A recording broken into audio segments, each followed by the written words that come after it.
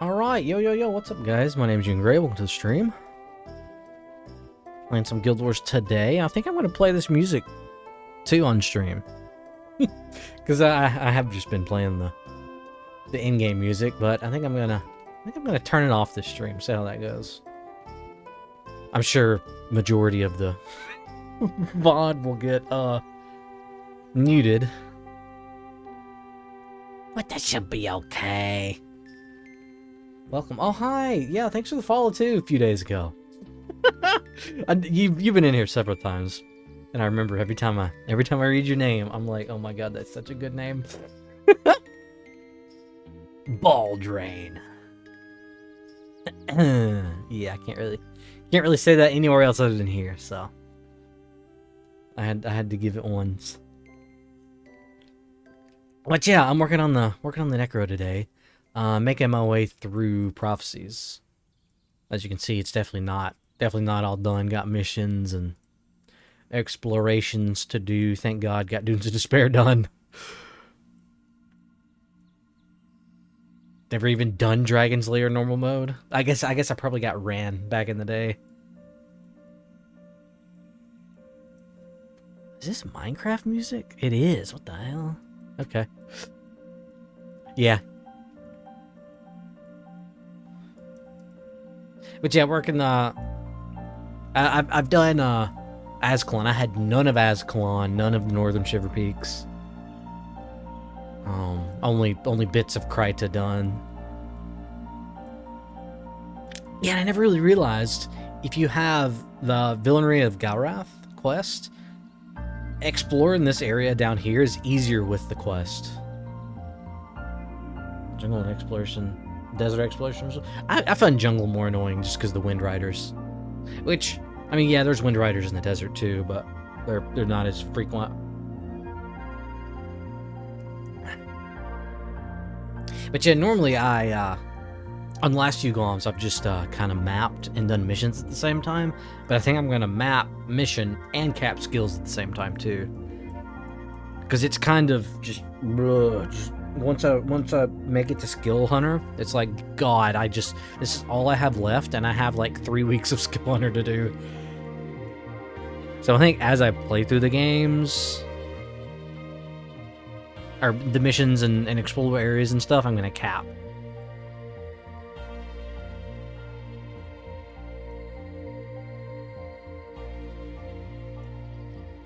But yeah, about to do. I just did Divinity Coast normal mode for the bonus because I'd skipped it.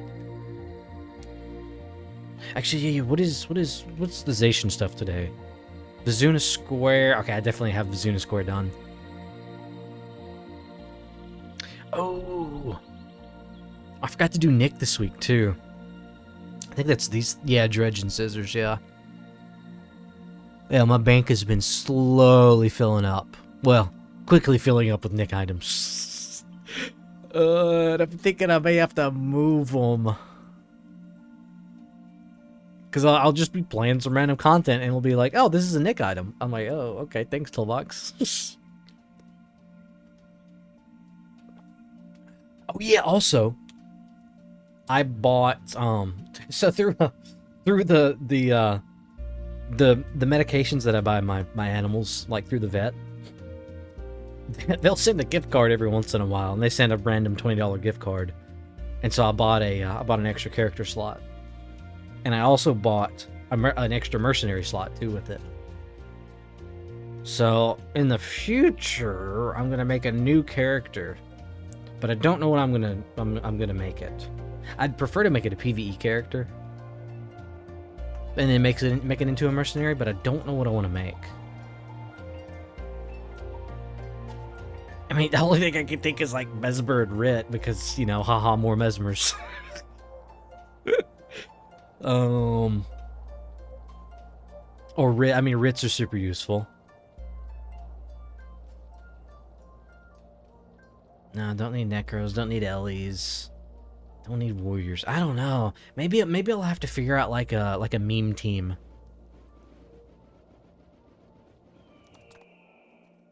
Like figure out like a meme team build I want to run, and then make the character based off that.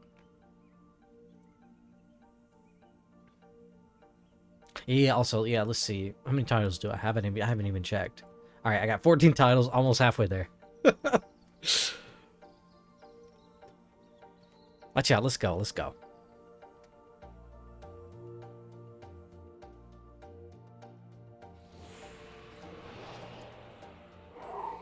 But yeah, I'm just listening to some random playlist I found on YouTube. Yeah, cause that's right. I started looking. I forgot I was gonna do that this afternoon. I started looking for music because I want to make a driving playlist.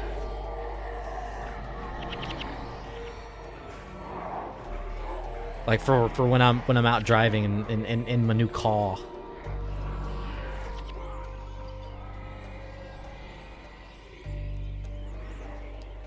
Cause I've just been doing like autoplay on YouTube. And it's not been great. It definitely, you know, judges your music taste based off of not just music.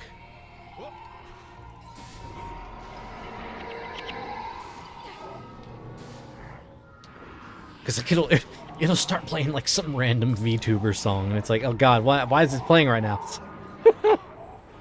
Oh yeah, I don't watch a lot of VTubers, but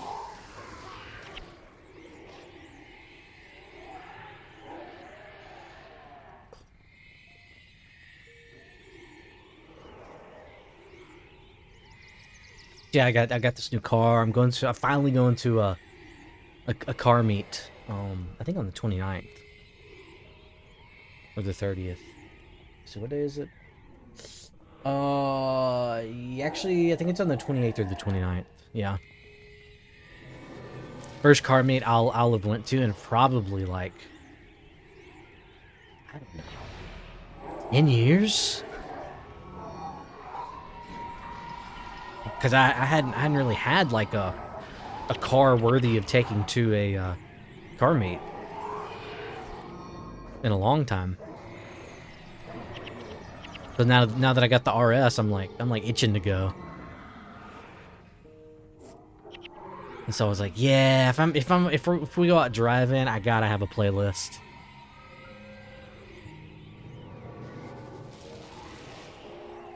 Yeah, my previous car, I don't remember exactly what it was. Like the radio in it didn't work or something. I couldn't remember what it was, but I couldn't listen to music while I was driving.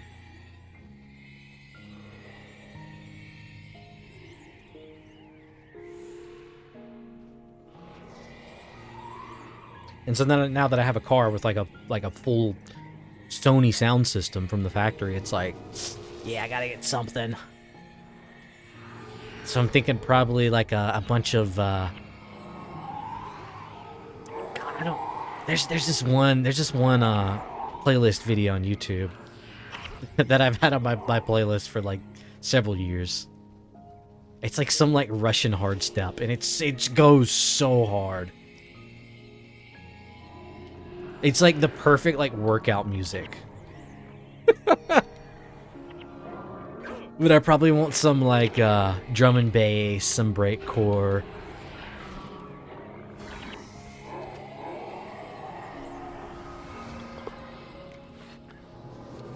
Yeah, because my new car, it has Android Autoplay.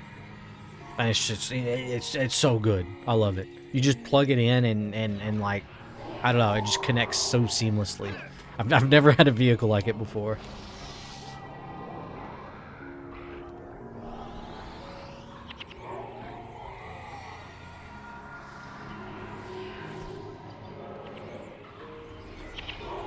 And I also got my old camera. I have a it's not super old. I bought it in 2010. But it's a Nikon D5100. I think it's a pretty decent camera. It's not the best, but and I just have like a standard it's like 18 to 55 millimeter lens, just like the standard one. And so the pictures are okay, but I got that out because I want to take pictures at the car meet and stuff.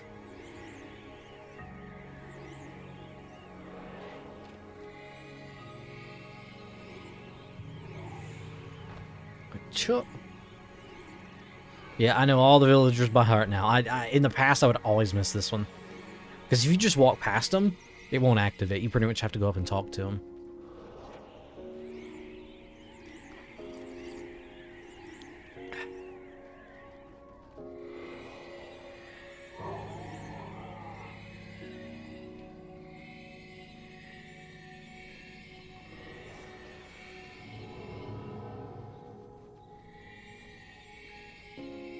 Yeah, I hadn't even hardly played any Guilders this week.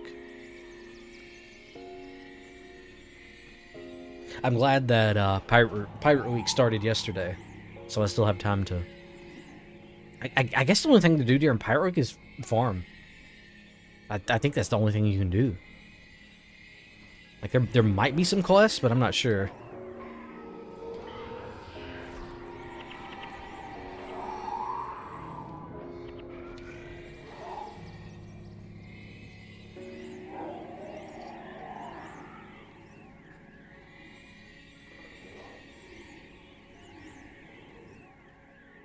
Go, go, go. I wish heroes would properly use fallback while they're being flagged. I think it's kind of weird that they won't use it unless you command them to.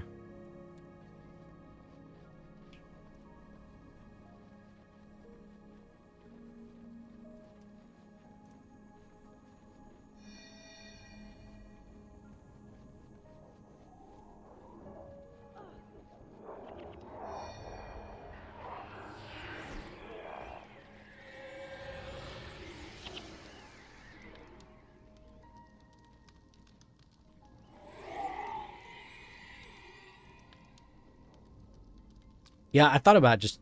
Oh, there's a group right there. Okay, I didn't see them. I thought about just starting upstream without mic and just playing, but... It's like, those are boring.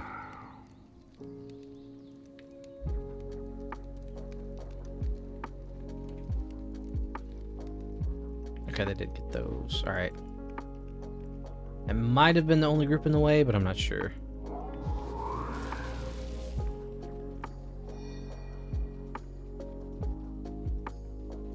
Yeah, we're good.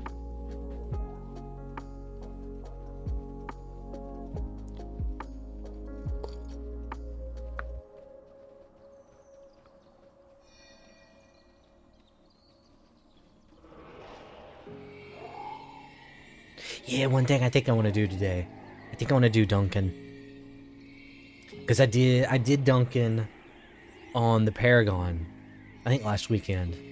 That was the first time I've done Duncan in like seven years, I think.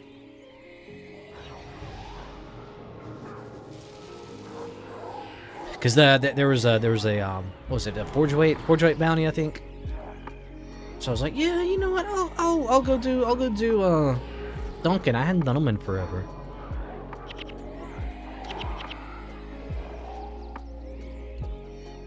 So I did all the dungeons in normal mode, swapped to hard mode, went back and killed Duncan on the Paragon. It took like exactly 32 minutes.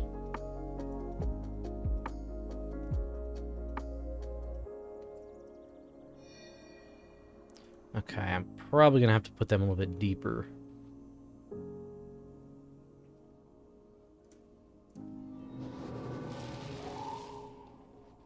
And so it was fun. It worked out really well. Uh-oh. Okay, I think those are the two groups we have to worry about.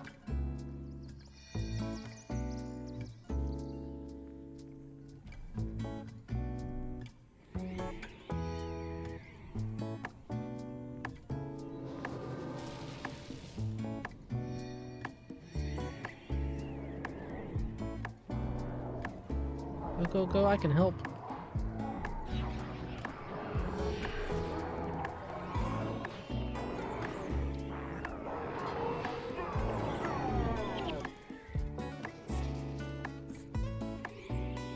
And so I went through and did the Forge Weight Bounty 2 on this character. And so I finished out a normal mode. Well, I didn't finish Duncan though. So I want to go back and do Duncan. Are you guys... Okay, yeah, they're pathing.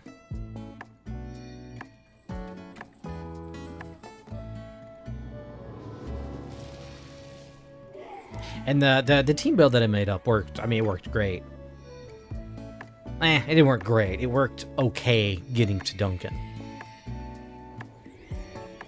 But once I made it to Duncan, the team I made up just DPS'd them within like 2 minutes.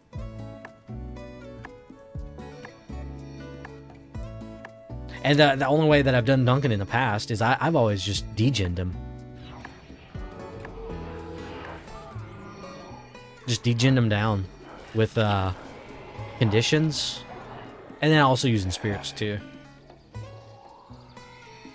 So I normally take 2 heroes with some spirits and equip them with longbows. And then normally I would bring a ranger with burning arrow, the poison arrow preparation, and then hunter shot. And then surface quickness, so it can upkeep perma -10.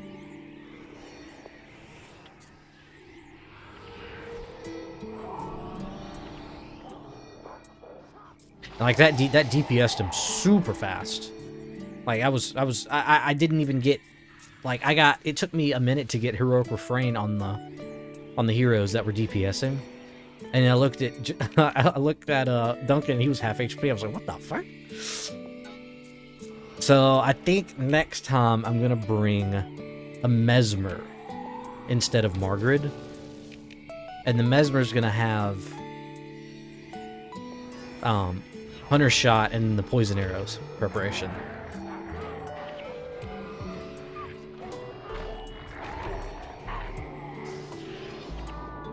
And also frozen soil. And then a ritualist that's full spirit spam. And that'll probably take like more than twice as long to kill him. But if it takes 5 minutes to kill him, it'll definitely save 5 minutes getting to him, I think.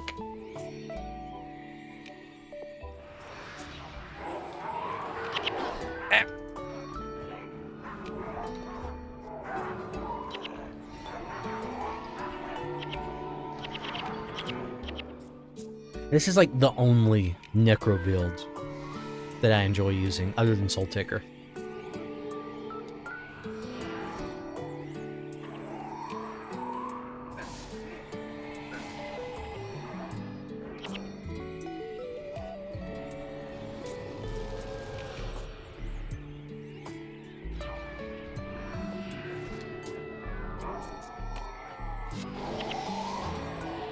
Ooh, a lockpick. Oh yeah, I never realized Legionnaire uses a Colossal Scimitar during Pirate Week. Oh wait. Oh, I might have gotten my superpower back. I need to go check.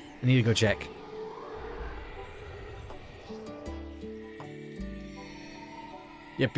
After this mission, I gotta go to Embark and see if I have my superpower. See if they fixed it. Because I know there was a mini bug that they fixed that was causing crashing in Embark. But it was it only lists the miniature destroyer, which those are ultra rare.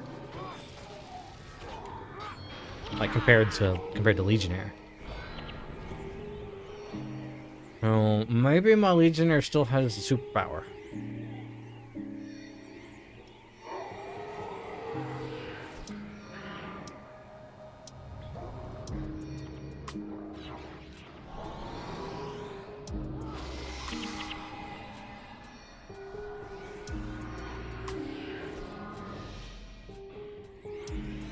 I remember the armor rating on like PvE salvage items, like PvE salvage armor. The armor ratings when I first started playing, I remember like confused the hell out of me. Because I was just like, well, if it has an armor rating, that means you can equip it.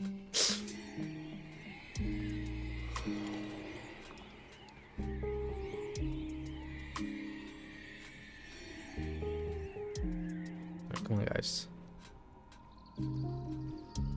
I wonder if you can fail the bonus if you talk to this guy too quickly.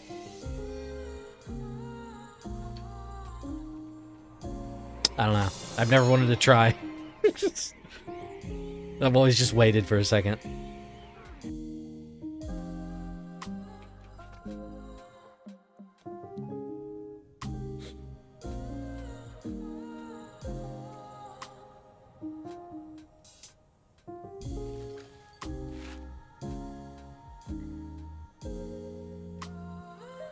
Oh yeah, earlier doing this mission, I got a it was a max Q7 shield, so it was 15 armor. But it was just a white shield. It had no mods on it. I was sad.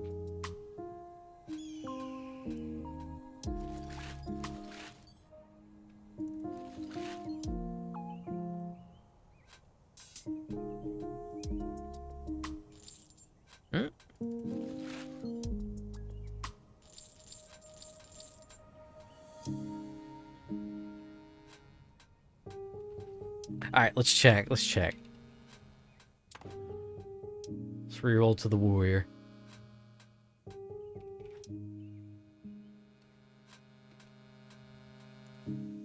Alright, let's see. I'm only gonna do it once. I only ever do it once. And it's never intentional, so. Alright, let's see. Bippity boppity, I'm gonna crash your property. Oh, it doesn't work! Dang it! I remember it wasn't all events. Yeah, it may not work during Pirate Week. I've never tried during Pirate Week to crash with Legionnaire.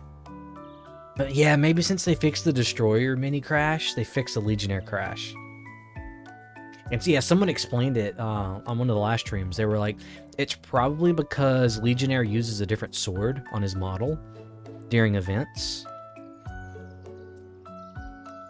But yeah, the mini always uses the Fiery Dragon sword. And I can't remember if the mini used the event sword.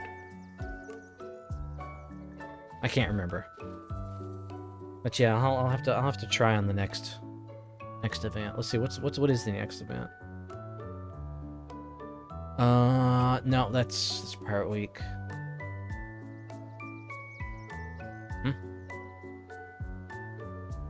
What is this?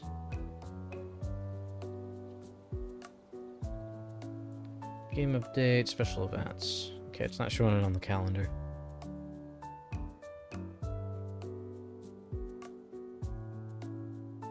Breast cancer awareness. Oh, okay. It's just pink guys, I think. I think that's it. And then Halloween. Okay.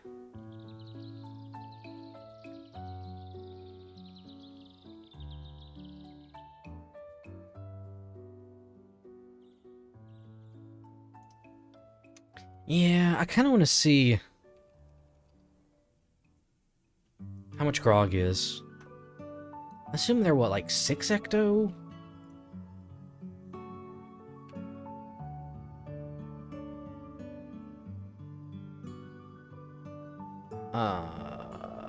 Well, shit, where are they?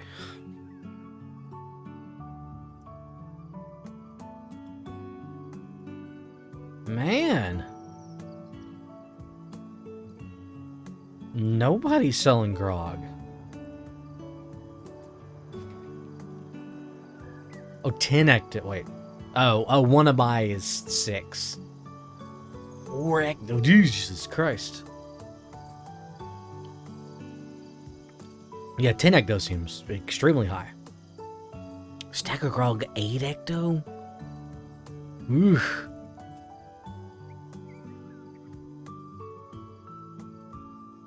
Jeez. I mean, ectos did drop in price, but typically the price of ectos doesn't affect the price of goods. For some ungodly reason. I cannot explain why. I've always thought the Guild Wars 1 player base was just, their brains didn't work. Because ectos are based off of a real silver price from the trader. But then, if they fluctuate up and down, people don't charge more or less for goods, even though the prices changed. It's so messed up. I hate trading in Guild Wars. It's so stupid.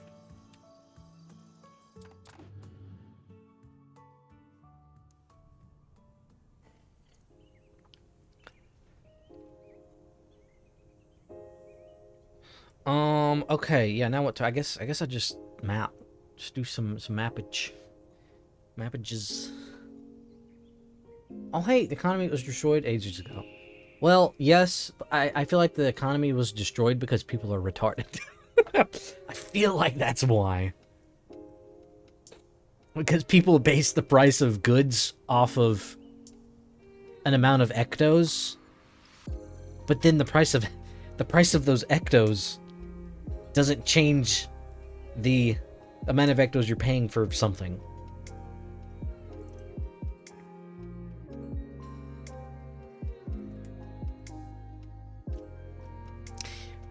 I don't know. That's a cool character model, is it? What armor is that? Yeah, they should have based it on something more consistent. Well, I feel like they did. They based it on ectos, which have a trader price. But then if the trader price goes up and down, people don't change the amount of ectos it costs to buy something. So it's like, wait, what the... Huh? That makes no sense. So, like, if a concept was 450 ectos, when ectos were 10k, like, sure, I get that. But then, if ectos dropped to 5k, people would still charge 450 ectos for a concept. It's like, what? That is not how an economy works.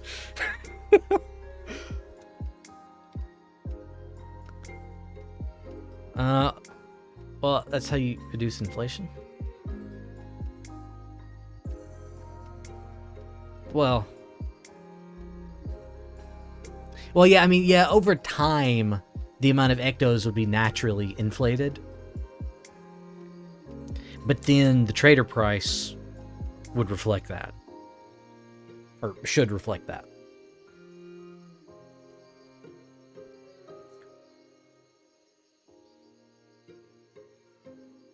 Yeah, but it doesn't.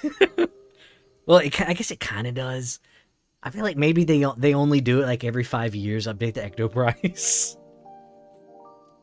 Or they have to manually update it. Where do I start from?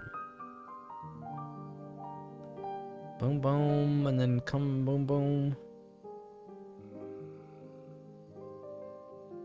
Boom, boom, and then go back down, I guess? Yeah, I'll just start from here.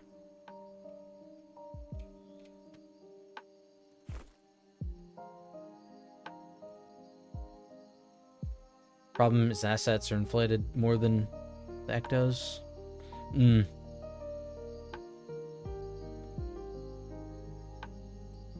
Yeah.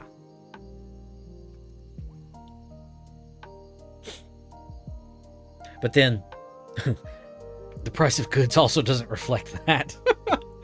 Until something major happens. Like a mass sell-off or someone buys all of the arms. Then prices will change. It's like, wait, what? Why did prices update only now and not, continuously over time like they should have? I don't know. I guess it's a dead game, so, people really only think about changing prices when something big happens, so I guess that makes sense.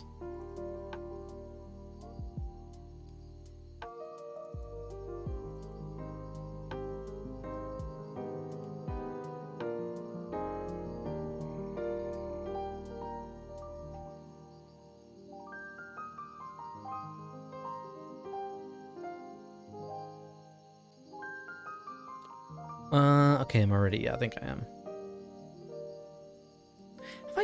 Have I done War in Kryda? How do you figure out if you've completed War in Kryda? I think if I just go into the Lion's Gate area, whatever it's called, the keep area. Actually, why isn't there a name for that zone? Because the Lion Gate zone, I think, would connect, but I think it's blocked. So is that area considered Lion's Gate? I kind of want to check. I can't remember. But yeah, I've been thinking about doing War in Kryda on the Ellie and the Paragon. So that it has me wondering. Lion's Arch Keep.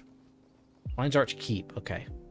I thought maybe it would be listed on the map, but it's not.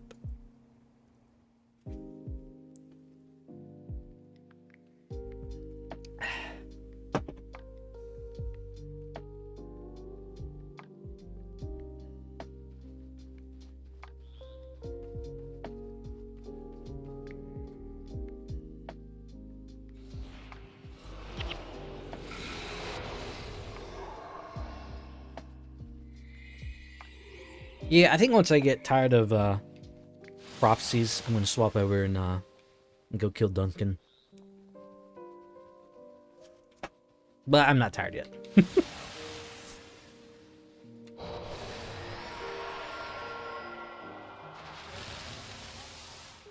Oh yeah, Fam said something in my Discord yesterday. He said he was getting burnt out on Guild Wars. It's like, okay, well, yeah, that's typically how it goes. And my reply was, I mean, yeah, you just gotta take breaks and stuff. But then I was like, yeah, I've been thinking about playing some PS2 games I've never played. And amazingly, I actually did that earlier. I started playing one of the Spyro games on PlayStation 2. Like, I loved the original 3 on PS1. Like, I played the hell out of those. But once they came out on PS2, I was just like, I don't really care that much anymore about Spyro. Like, I was playing Ratchet and Clank and racing games and stuff. I didn't have time for Spyro. So I finally started playing the Spyros that came out on PS2. Do I do that? Yeah, I think I just go do this first and then go back down.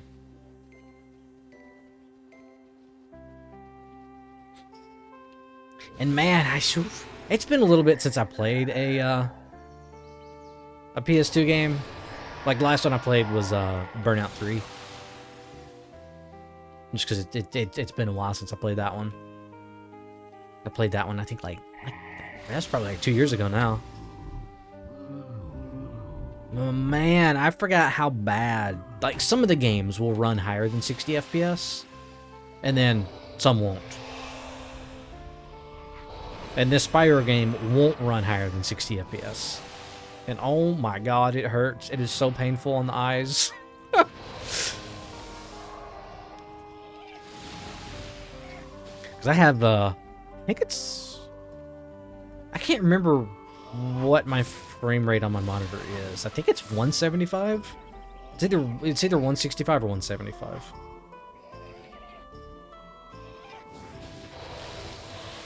Oh man, playing in 60 FPS hurts. Like, I've seen the fucking PlayStation 5 Pro was just announced, and they're still targeting 60 FPS in games. It's so nuts. I don't understand. Like, 15 years ago, I was running higher than 60 FPS on PC. Like, how does it take this long for console to catch up? And they still haven't. I just don't get it. And then people are also just absolutely clowning on the new PlayStation. The fact that it's $700, but then you gotta buy a disc drive, that's $80, and then you have to buy the stand, that's $50. And then if you calculate in like 2 or 3 years of the PlayStation Network subscription costs, which you have to buy, that's well over like $1,100.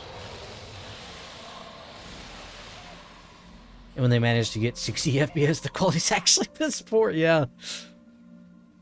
Well, I mean, I feel like it does look good. It looks great at 60 FPS. But it's like, well, I absolutely care more about FPS than quality. Like, FPS is king. Like, there's no competition. But I guess people who play console, I mean, they're fine with 60 FPS. That's what they're used to. And yes, this is Minecraft music. This is just part of the playlist. But yeah, if you put, you know, the price of $1,100 over 3 years for a PlayStation Pro, plus games, games are more expensive on console. I mean, you might as well just build like a mid-range PC at that point. Like, there's no point in buying a PS5 for the price, or for the cost. Recently saw a video of Wukong on a PC versus PS5 comparison and just straight up ugly on PS5. Ah. I don't know, like the 60 FPS comparisons on PlayStation, I thought looked okay.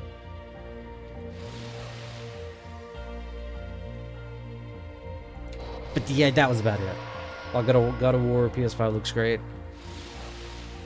Well, like, the thing that didn't sell me, like, I wasn't gonna buy one anyway, but the comparisons of the quality modes on PS5 versus the PS5 Pro, it was like, wow, this is a joke.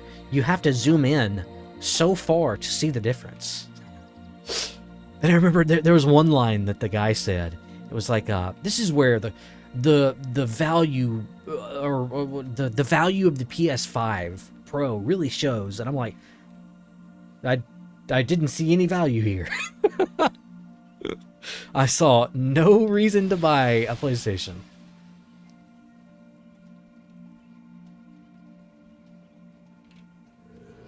At PS5 collecting dust, don't feel the need to get a PS5 Pro to collect extra dust. Yeah, you're gonna have, well, I mean, what do you mean? You're gonna have professional dust. You'll have pro dust. No, the last console I owned was a PS3. Like, I loved my PS3. The games on it were pretty good, but these were just absolutely nothing compared to the PlayStation 2 games. Oh my god, PlayStation 2 games went so hard. Like, there were so many bangers.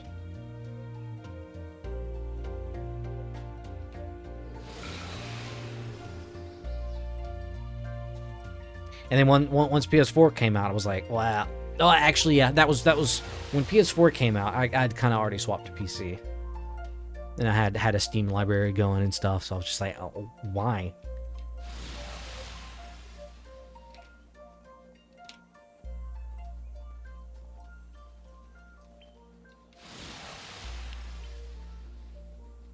Yeah, I'm really not sold on the like the software tech that they showcased on the PS5 Pro video. It was like, we already get this stuff on PC.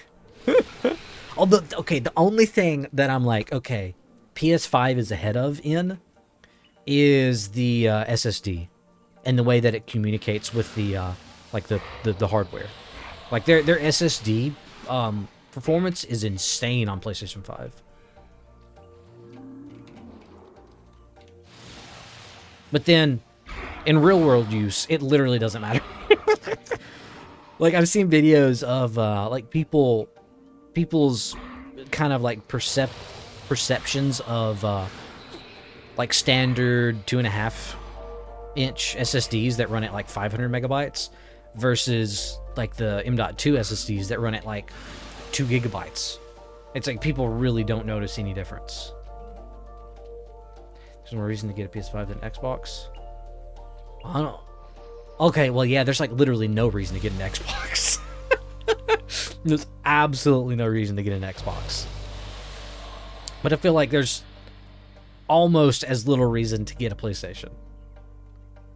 Come on, guys. Let me jump up there. Thank you. Yeah, it's like if I were to like look into buying an Xbox, it's like, wait, why would I buy an Xbox when I can just, you know, buy what the PC Game Pass has Sony exclusive? That's the only reason. Yeah. I think exclusives were the main reason I started disliking consoles.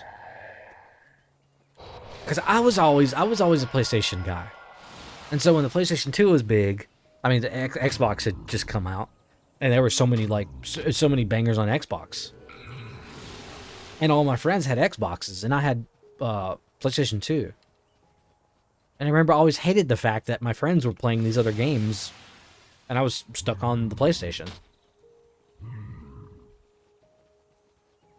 So that kind of started the divide.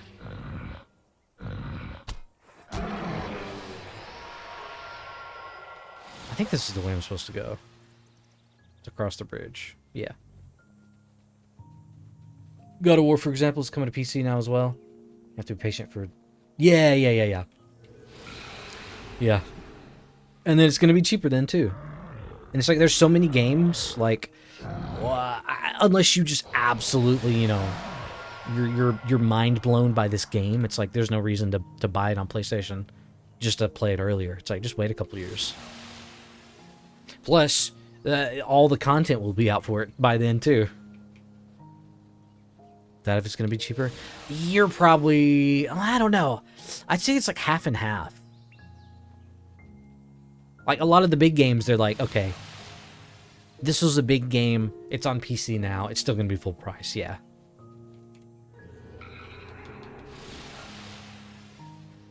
Maybe it's a lot of the older games that got ported to PlayStation 5 that then come out on PC later that are cheap. Because I remember the Kingdom Hearts games, when they came to Steam, they were pretty cheap.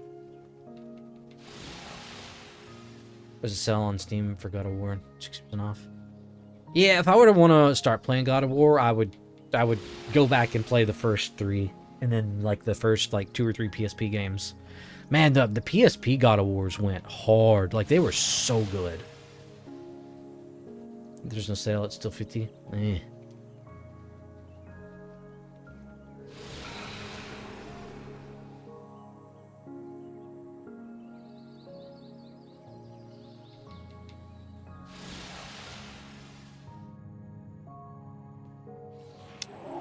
I don't know. I think this generation consoles is the last. I think this is it. Definitely for Xbox. I think Sony might have one more in them. I don't know. I bet Xbox will come out with something, but it won't be a full console. It's going to be more of a live service device.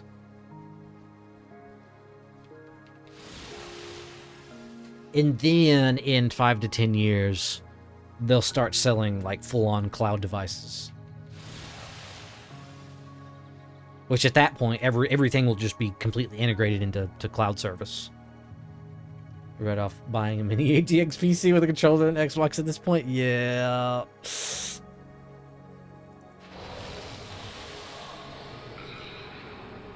I don't know. I'm just glad I got to play games in the genre that I got to play them.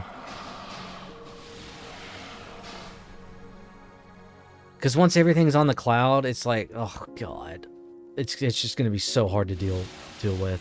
Like, if you want to mod a game, yeah, good luck. You're just not gonna be able to, because you can't access files or anything.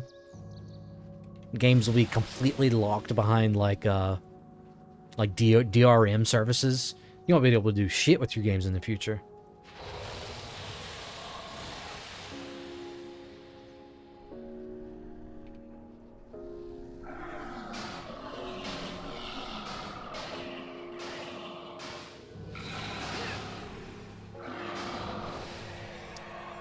Also, they got improved cloud streaming a lot. At the moment, it's undoable. Yeah. It's completely unplayable at the moment. Like, they're gonna have to have like a major leap forward. Because even having, say, like, I don't know, like 50 milliseconds. 50 milliseconds of input. Your games are going to be basically unplayable. Like, you could play some, like, super chill, relaxed games. But any game that requires any kind of, like, shooting or fast movement, in 50 milliseconds, it's going to be completely unplayable.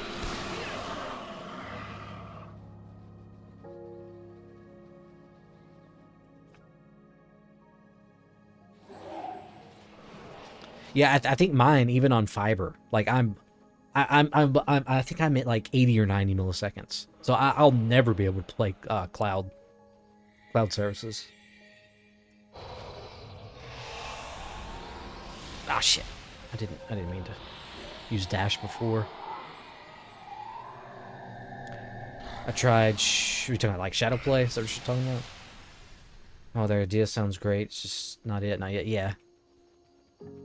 Oh, like the NVIDIA cloud service thing. Yeah. I never tried that. I know a lot of people liked it, but oh, Shadow Tech.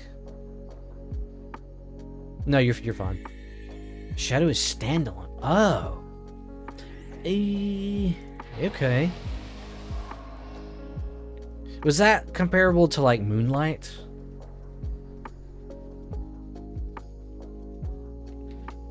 Is it like a program or like a full-on like service, paid service?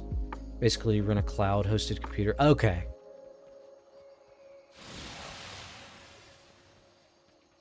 Yeah, I mean, even though I have like super fast fiber, I still couldn't do that. Like they'll have to come out with, I don't know, fiber's probably fine. It's probably like the back end infrastructure of like servers and stuff that's gonna have to see a huge improvement for cloud gaming to even, you know, be an idea for the masses. Listen, 20 ping on many games. I can't even. Oh, whew, yeah. I don't know. I've had the same ping on fiber, same ping on DSL. Like, it's always 90.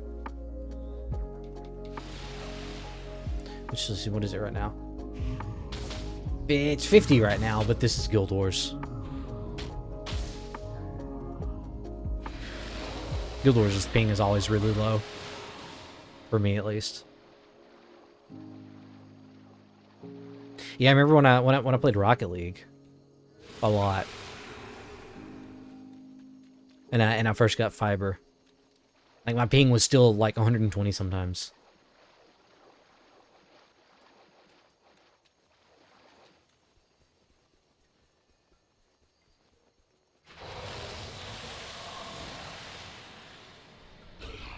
Yeah, we're still kind of, I don't know, man.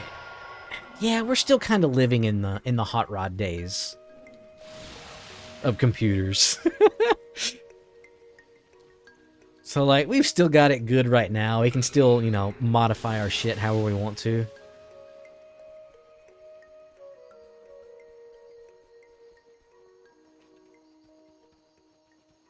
Which yeah, I think, you know, for us old gamers, it's going to be super difficult to swap to cloud services because there's going to be so much shit that's just locked. You're just not going to be able to do.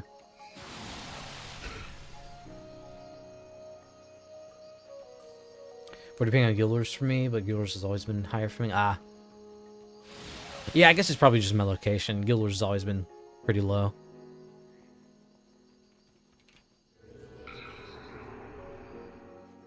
Is this a Warren Credit?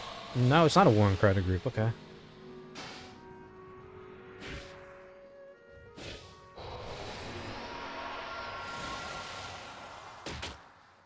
I could have just gone down and then wrapped back up. I didn't have to swap over like this.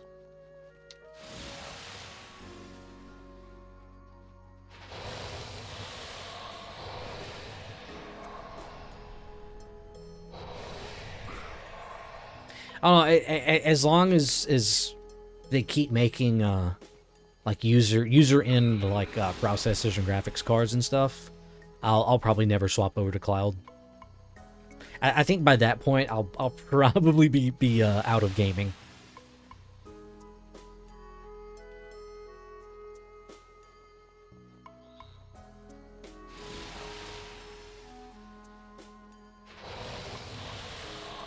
See where it goes, but for sure, I know I missed the old days already. Every game is packed with season pass. Yeah, I don't play any games with season passes. If a game has a season pass, I don't play. Just because you know, yeah, I've been around forever. I've experienced the good days. It's like, nah, I'm not gonna subject myself to season passes. Like when Rocket League first came out with season passes, I was still playing actively. And as soon as they did that, I was just like, no, it just feels gross. I don't know what it is.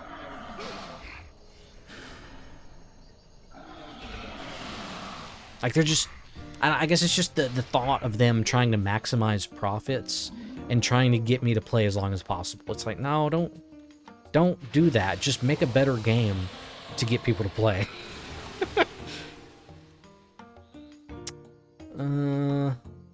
Yeah, I'm done in this area.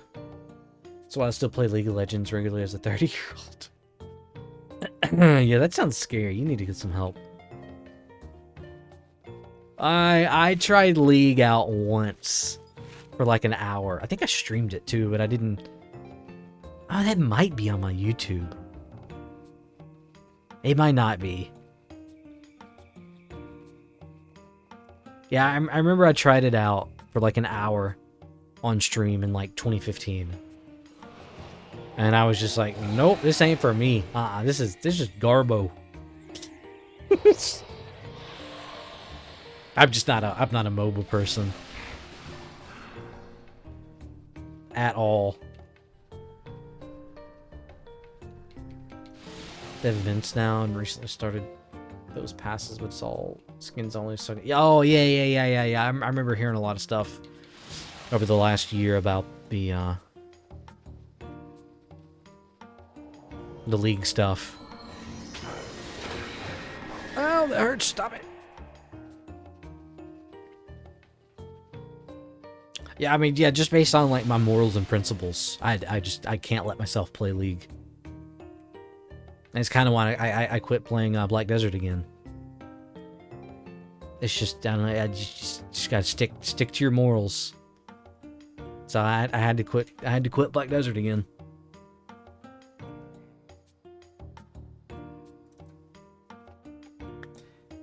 Picked that up about a month ago. What, Black Desert? Oh boy. Whew. After a few year break. I'm so sorry, man. I played BDO from like 2016 to 2020. And then I quit for like 3.5 years. And then I went back again. I'm like, okay, I'm on Linux. And they changed their anti-cheat from easy anti-cheat to Zyme-code or something. And so I was like, oh, okay, I can probably play it on Linux now. And so I got back into it because it ran on Linux. And just, I don't know, it just wasn't there. Like, I got, let's see, do I have, yeah, I have a Black Desert channel in my Discord. I'll show you what my gear was.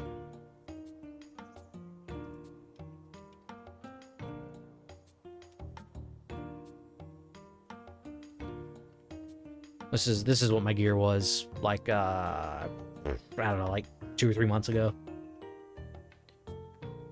Used to keep my PC running 24/7. Yeah, I did that for like 4 years straight.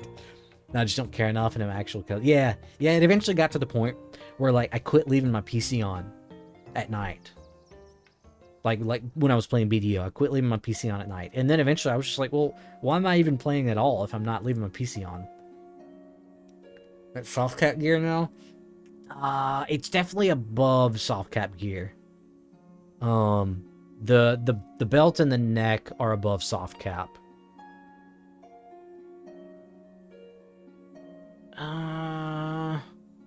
I'd say soft cap is probably duo Dead God boots, but I just never got around to farming the flames.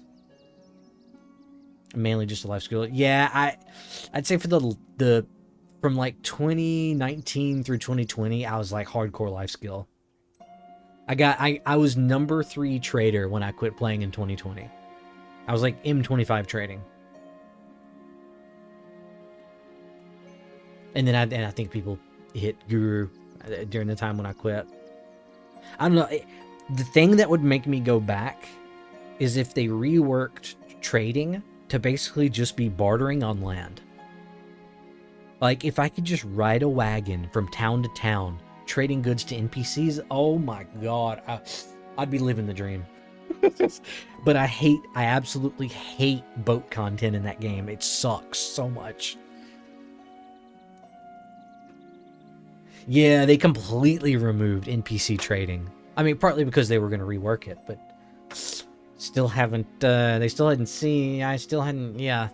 done that. 260, 300 or something. You have to claim a lot of the free stuff like Pin Black Star. Okay. Yeah, I never claimed the Pin Black Star either. I hit this. I think I did 34 attempts on my Black Star. And then I was going to wait and claim mine until the new region came out. And then like smash them together so I can get the Sovereign weapon. But I hadn't logged back on. Beat on M16 trading. I used to do a lot of Margora trading. Ah, rip. See Ranger. Oh yeah, I started Ranger like after the game came out, and I never swapped off. I couldn't. Ranger was like my class.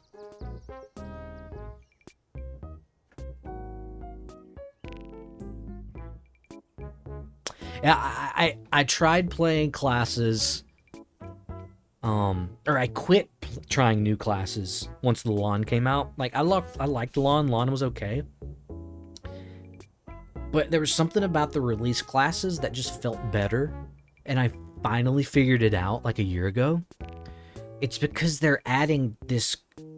I hate it so much. It's garbage. It's the acceleration and deceleration on animations.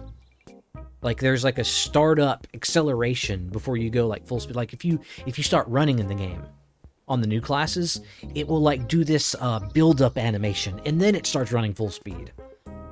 But like the old classes, you start, you know, you're walking, you press shift, you're instantly running. And it's like the new classes just feel so sluggish. Like even though they play well, they play smooth, it's just they just feel gross. Is it actually playable? It's my main character.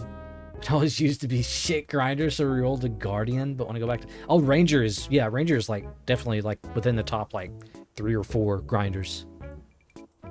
Like Awakening Ranger at high-end grinding spots is busted. And then Succession Ranger, and I'd say Succession Ranger at like 275 AP and lower is like extremely fast too. But like once you get above like 275, Awakening becomes like super strong. Mr. back then. Yeah, or Succession, sorry. Yeah, right, no. Yeah. Awakening, yeah. Yeah, because I remember, I think it was like a few months before I came back in 2023. But they added like 2 or 3 new skills to the Ranger's kit for Awakening. Oh my god, just busted. I don't know, it's really high APM though. If you want to do good DPS on Ranger for Awaken grinding, like you gotta smash buttons. Haven't even noticed yet. Yeah, there's like a couple range skills they added in Awakening in like 2022 or 2023, and they changed around the Awakening buff and stuff.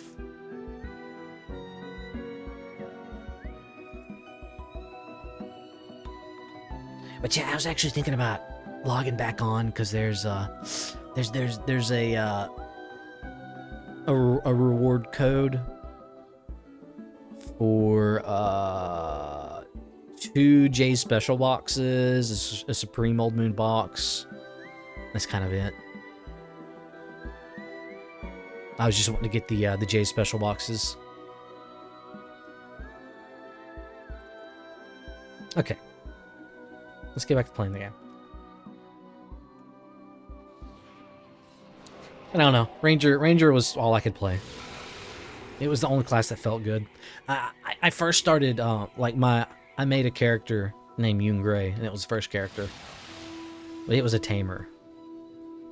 And I didn't really enjoy tamer that much. It was kind of weird and clunky. And you had to be like insano mode to like be effective on it. And so it kind of just turned into my life skiller.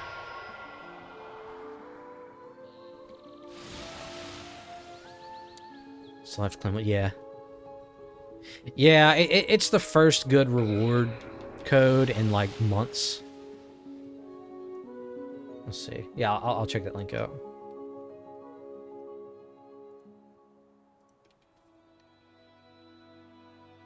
Blowing your night bot. Okay. Yeah, I never got since I started playing again in 2023. I never upgraded to Manos gear, but I have like full Tet Manos success. Or yeah, I have the Flamora's belt and neck. I have those two, and then Tet earrings and rings. But then I have like I think it's a Tet or a pin blue. And then I use the Treants tier. Oh god, I'm done.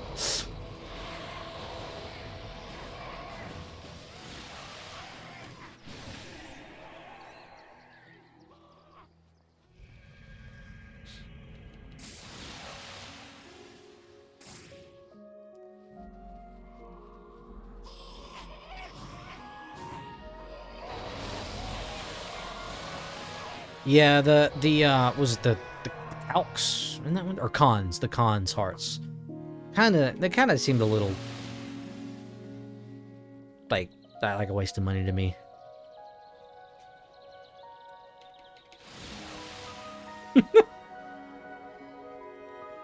Just get Twitch Turbo.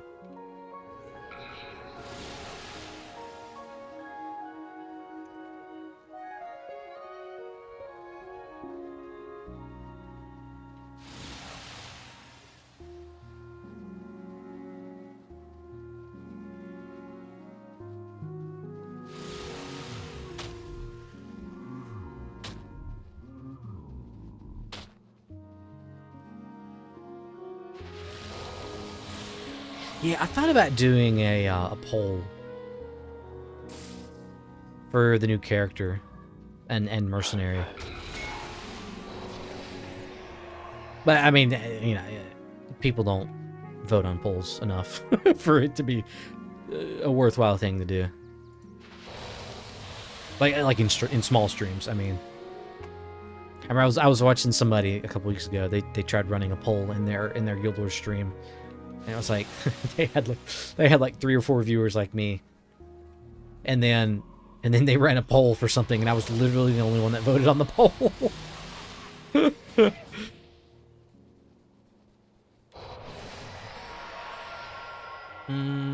Yeah, I gotta go that way. Leave me alone. All right, I'll fix you. Hold on.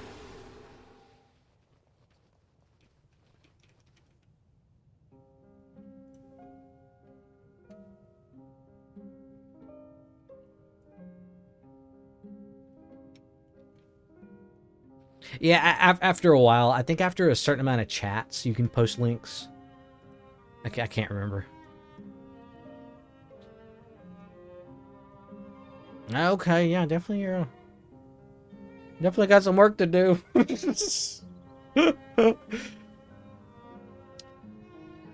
Is that the whatever it's called? The reward when you can level up the ring? And then I think you can get another one too. Yeah, that's right. Yeah, you can get 2. Or did you do the belts?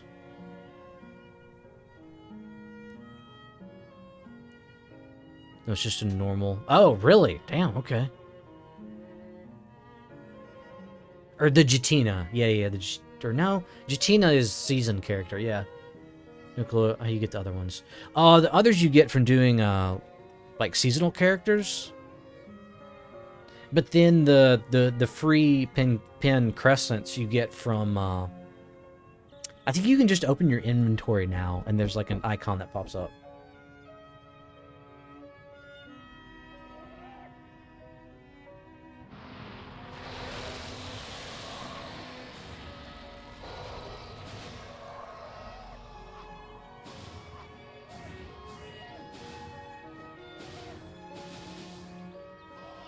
Okay, yeah, sorry, I'm back. Yeah, you just open your inventory, and there's like a button. Then you have to, I think you have to do like some like daily kill quests for a while. But yeah, you can get 2 free crescents. Two free. Well, they're not free. You still got to spend money to level them up, but.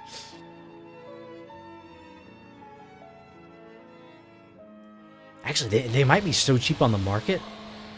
You might just buy one and then do a different piece. Damn it, give me that spot. Yeah, and then to get your other pin capoches, just do seasonal characters.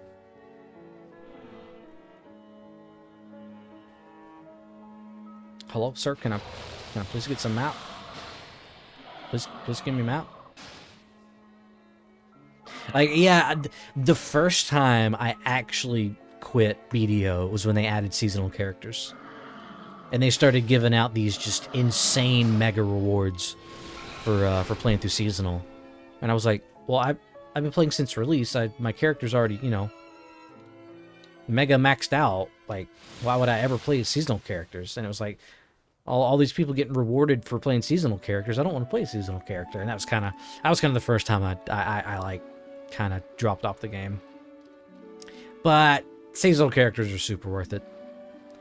Instant soft gear for seasonal care back then.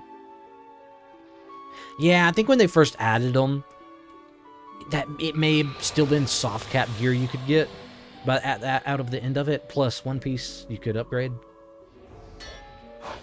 And then plus the accessory. Why can't I get this bit? Where is this? Is this in the town? I think it's in the town.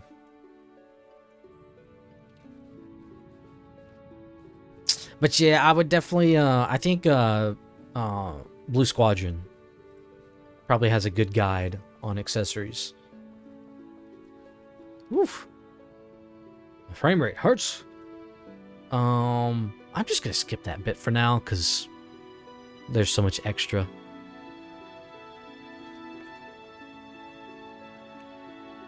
Season Draconia, I have to finish to 60.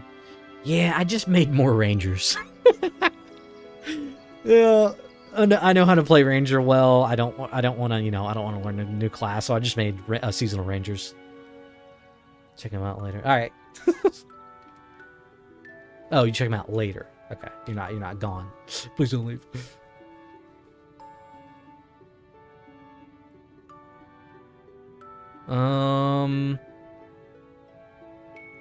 Yeah, guess we go here now.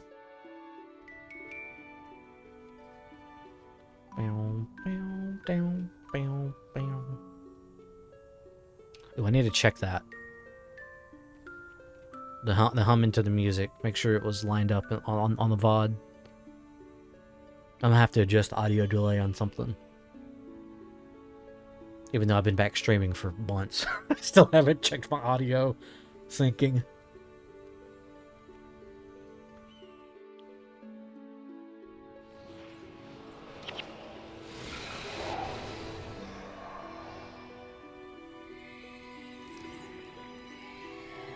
Ship me, please. Okay.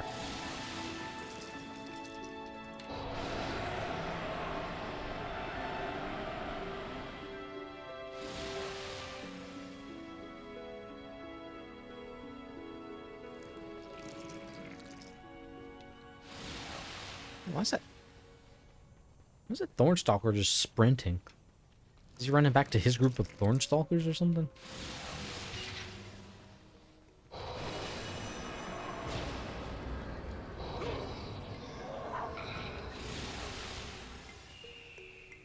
Remember, there's pop-up. Yeah, pop-ups here.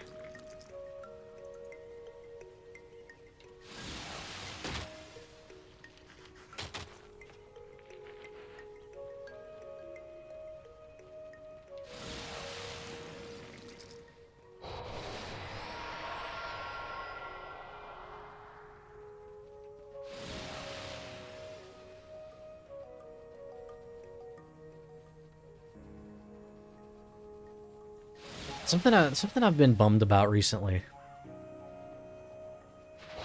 How many account titles do you have, Max? 6. I have 6 account titles.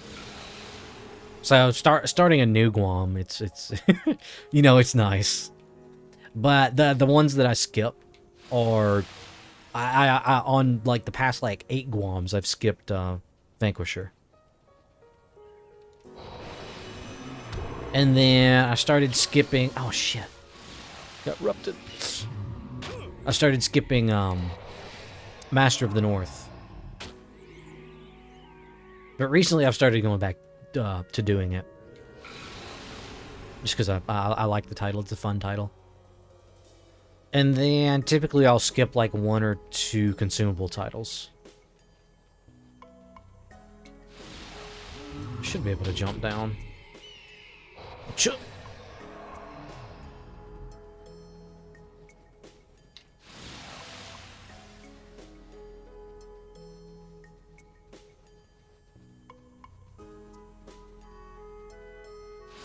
Yeah, account titles are OP.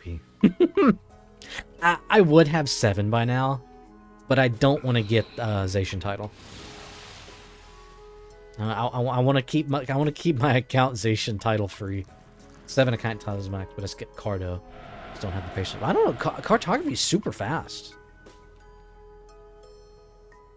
Like, I would rather do cartography than skill hunter. I don't know. I just find cartography can just kind of chill. But then skill hunter, it's like, I mean, it's not difficult. It's just, and it takes less time than. Actually, it probably takes more time than cartography.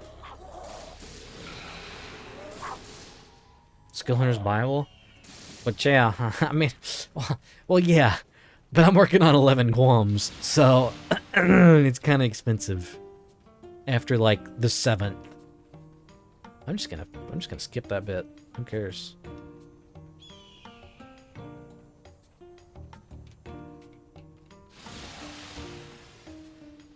But yeah, I'm not paying 15K for a skill.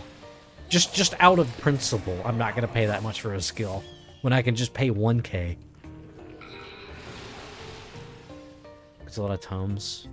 Yeah, but it's not gonna give me, you know, I need what, like 300 something tomes per character?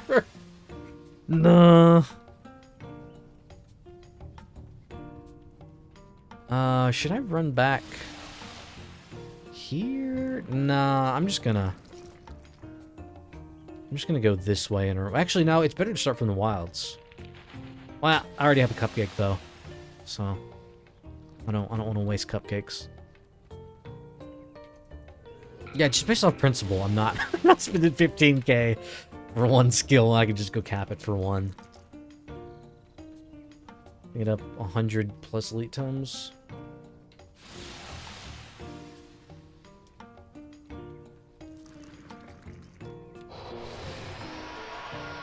Yeah, that's still... Yeah.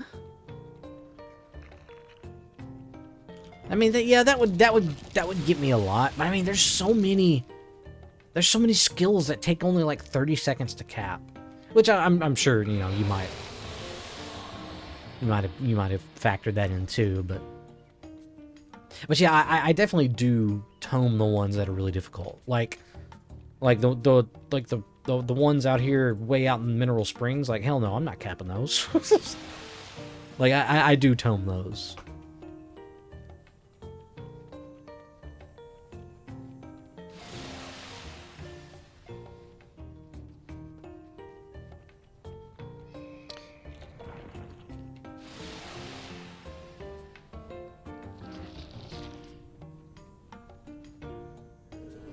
But yeah, these days I start with the anniversary elites, and man, those knock out like a ton. Because normally they would only count for 10 elites, but since they're oddly considered all campaigns, actually I think they're considered like a core elite. They're not even tied to a campaign. So since they're core elites, they count one for each title. So it's like, you know, it's free. You got to get the signets for 10 of them, but you get 20 more for free. The new PvE, yeah, the new PvE elites. Whenever you cap them, each one counts for all 3 titles. So you basically get 20 free elites, and you can just skip like the super annoying ones.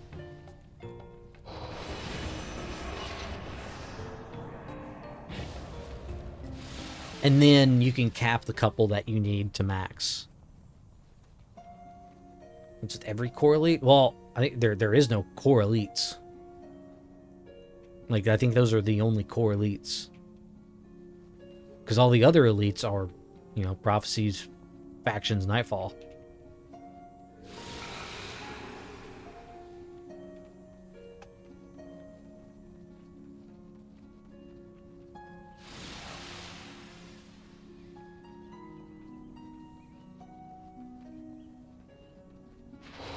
Yeah, core just means it's part of the base game and not tied to any specific game. Barrage? Yeah, Barrage is a Prophecy skill. Yeah, I remember Dune fan. You might have seen him around. He calls Prophecies core. And it's like, no, that's not what core means. Core basically means the game as a whole. Like, if you were to make a PvP character, you would unlock core skills. Barrage is capable in all campaigns. Well, right, but it's still considered a prophecy skill. Because that was the first game that it released with. So you can cap it in Nightfall, but it counts for prophecies. Now, core means, like, if you have, like, a fresh account, and the only thing you make is a PvP character, you'll get the core skills.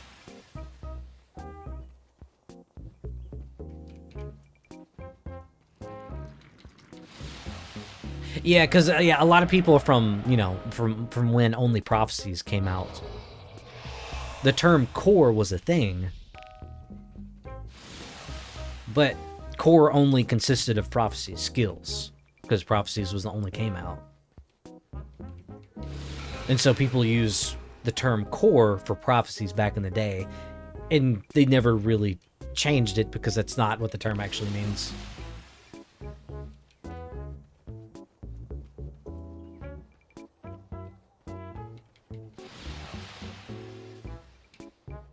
But yeah, because the anniversary elites aren't tied to a specific campaign, they're considered core, and so when you cap it, it counts for all 3 titles. Bamboozled? Yeah, no. you boomers and your boomer terms. No, I started playing in factions. So at that point, you know, I kind of knew what core meant. And that it was just the game as a whole.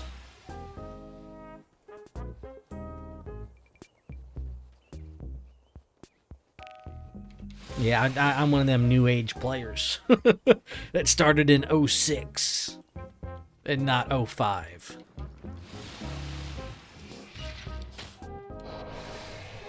I was kind of the same in Black Desert too, because I started playing like before Striker came out. So I didn't start from release. My God. If they ever released like a BDO hardcore or BDO classic, oof, I would definitely go back. Cause I remember watching videos from like the beta tests, or from when only like Belenos and Serendia were out. It was like, man, that would have been so much fun to play back then.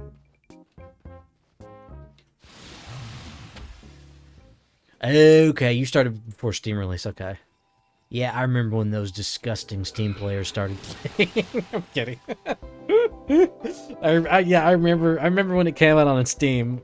People always made fun. It was like, look at the Steamies. They don't know what they're doing.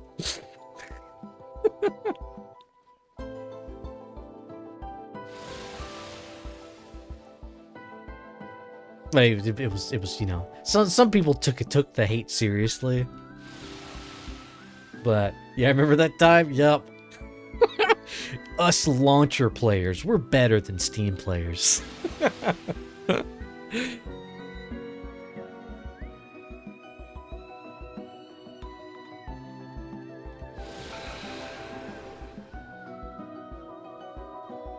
Which I think you can, if you buy the game on Steam, can you even use the launcher?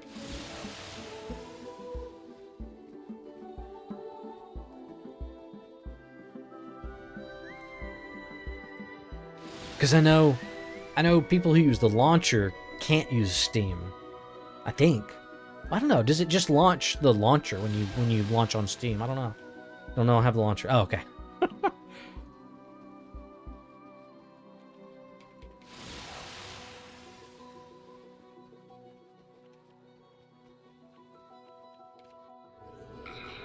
I always thought these Fin trolls were really interesting. Because they don't look like the other trolls in the game. Like, they're definitely unique. I can launch via Steam because you can add non-Steam games. Yeah. Yeah, I think, like, the cash shop, if you have a Steam account, is tied to Steam. Or maybe that's changed. I don't know. Because they had... When Steam came out, Kakao was still in charge of the updates and the cash shop.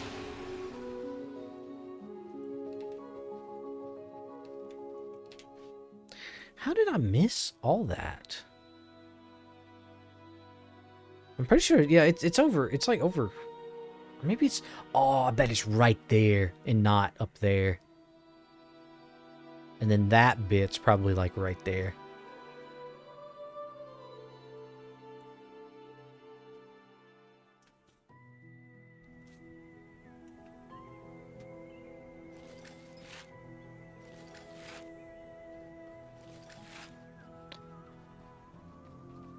But yeah, the last few times I've gone back to BDO over the past like year and a half, it kind of quickly gets to the point of like, well, what am I doing? Why am I even playing? Map zone in the top left. Oh, that's fine. There's so much extra in prophecies, you pretty much don't have to scrub.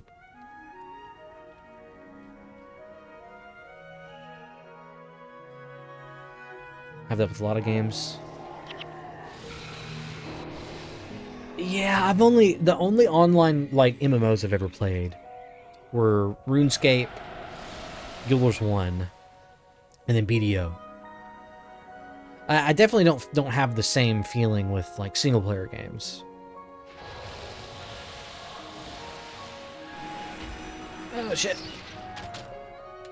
But yeah, every time I go back to like an MMO that I quit, I quickly eventually quit again anyway, because I'm just like, well, what's the point? Like, I had so much fun early days of BDO, Node Warring. Like, it was, my god, it was frustrating, but holy shit, it was fun. And then ever since they did the T1 changes for Node Wars, I'm just like, this is all just garbage. PvP is dead. Yeah. I feel like they should have had a more concrete PvP system from the start. And because it changed so many times, different people enjoy different eras of PvP in the game. And I think now they're kind of just like, they're not anti-PvP, but they want to constrict PvP to certain locations. And it's like, yeah, I get why people are frustrated, because, you know, back in the day, you just flag up, kill people. Now, it's like, you kinda, yeah, there's a decent chance you'll get punished for that. PvP in Journal is dead. No game does it good. I feel like if it's an MMO, like PvP is just destined to die in an MMO. That's just how it goes. Partly because, you know, the real hardcore people. I don't know. I wouldn't say hardcore people, but like, you know, people who want to play the game super actively only play it for like a short amount of time. Ow, that hurts. And then they move on, and then PvP scene dies, and PvP is using Counter-Strike, yeah?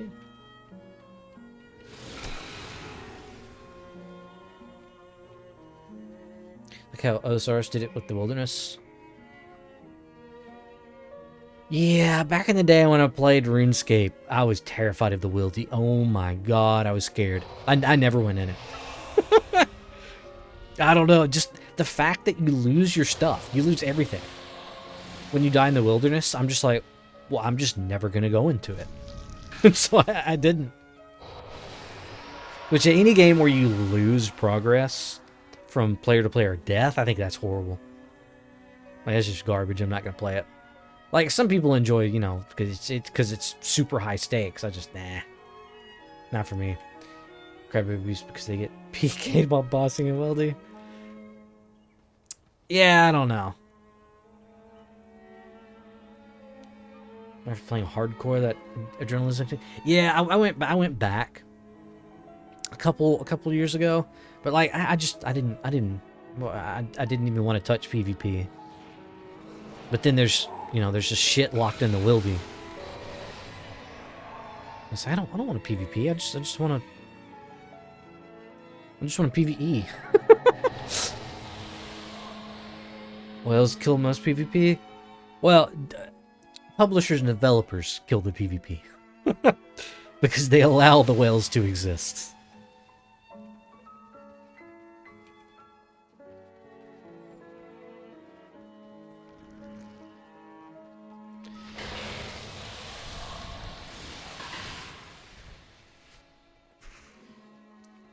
But I don't know. I feel like having whales probably creates a more healthy, not healthy, but lively environment for PvP. But it becomes more toxic then, though. Because like if a game comes out and it's it's only skill based, it's probably not going to become that popular. Don't allow people to buy power. Yeah, the game currency is part of the problem. Yeah, I mean they gotta make the money though.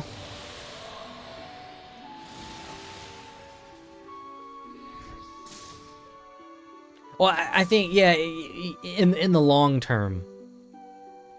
I don't know. Yeah, it creates more PvP having whales, but it's definitely the quality is a lot less good.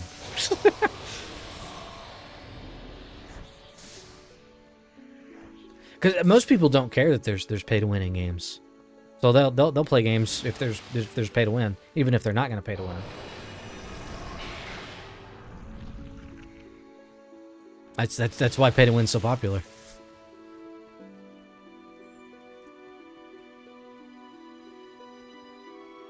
Not because of the whales, but because regular everyday people they don't really care that much.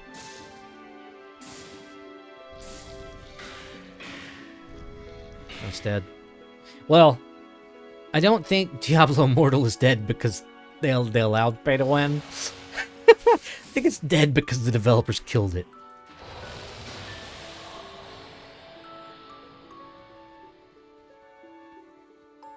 Oh, Diablo Immortal. Yeah, I'm sorry. I'm thinking of Diablo 4. Yeah, I haven't seen anything about Diablo 4 in a while. Yeah. But yeah, Diablo Immortal. Yeah, that game exists solely for pay to win. Yeah, that game was just disgusting. Not the whales often kill game experiences for the average day people. Yeah, but the money they make is outweighs that. So, oh, thanks, Slime. I am not drinking in like an hour and a half. Hey, why'd you buy a game if you constantly lose? Well, so you can own the people that pay to win. That's like a huge allure too. Is people are like, well, I'm gonna play free to play, but then beat the pay to winners with skill.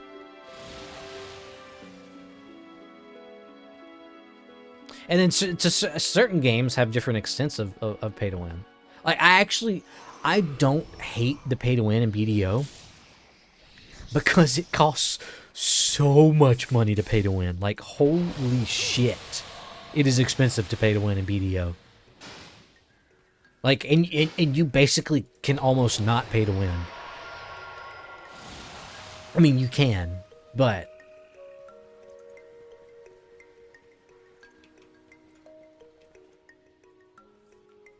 kinds of games, BDO included, where whales camp dungeons to deny progress for average people.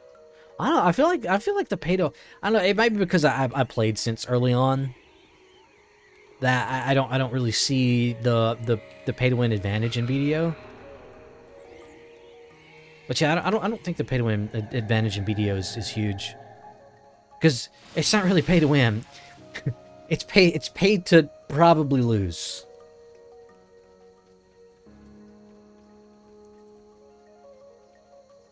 What's favorite time? If it's favor in game, one more achievement. I'll go do the ministry farm, and you get all drops from 3 runs of the ministry farm. Well, you may have gotten ads.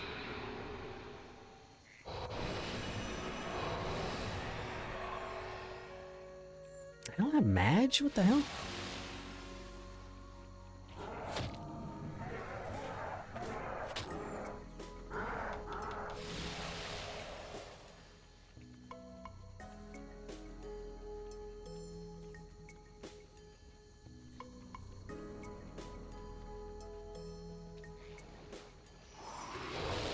Is that duck in game, or is that part of the music?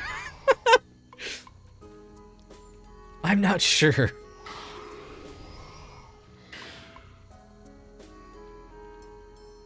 Oh, hey, it's Alari Double Blade. You're named after those daggers.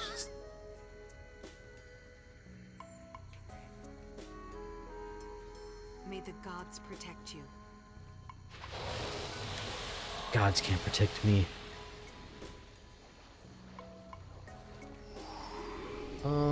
Let me jump. Thank you.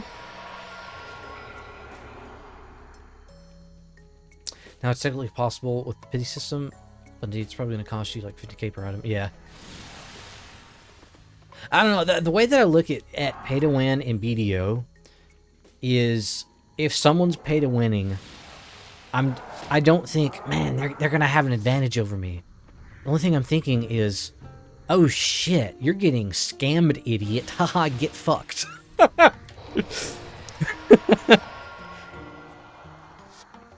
Like, I kind of like pay to win in BDO because it just shows all the people who have money and are retarded.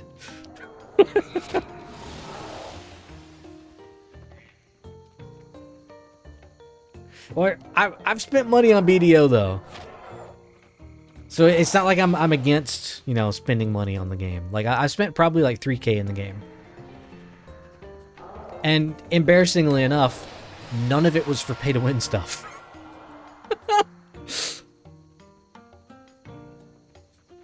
Like I never enhance gear on anything I bought from the Pearl Shop. It was all just kind of like, I don't know, like poor planning and choices and stuff. And buying outfits because I thought they looked cool. Oh, you can jump up there. Honestly, the skill ceiling in BDO is so high. Yeah, most whales don't even have enough brain cells to press the buttons. Yeah, that too. Yeah, that's a huge factor.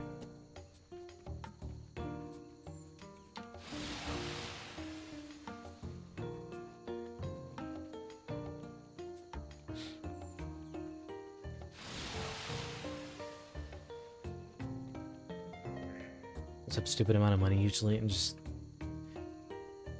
yeah. I don't know. I feel like if you're whaling in a video game,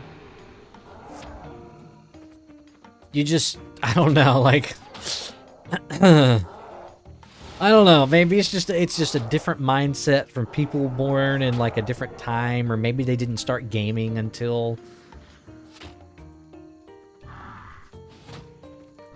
recently.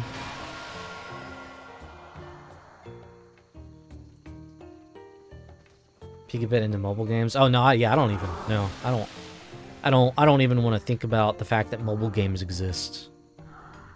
Like, genuinely, I have never met a single person in my entire life that plays mobile games. And yet they're so popular. Like, they make, well, they're not super popular. They just make a bunch of predatory money. But I've never met a single person in real life that plays mobile games. And I'm just like, oh, I don't know. I just don't understand the fact that mobile games make so much money, because I've never met anyone that plays them.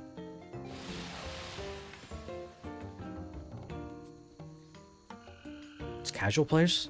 I don't know, like the casual players just play console.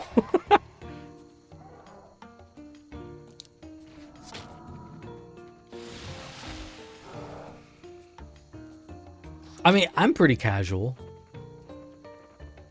But in the games that I do play, I go hardcore, but I don't know, like, in my casual downtime where I'm not at my computer, I just have absolutely zero desire to play games on my phone.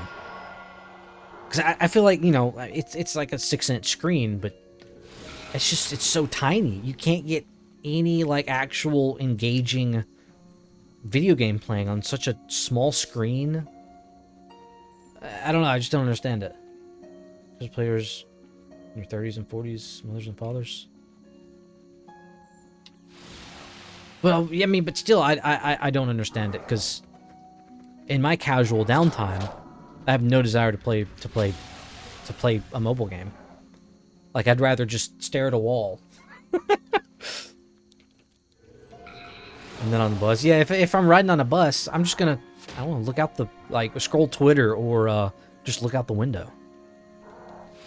I feel like the mobile gaming experience is so dog shit that I would rather do nothing in my free time when I'm not at a computer.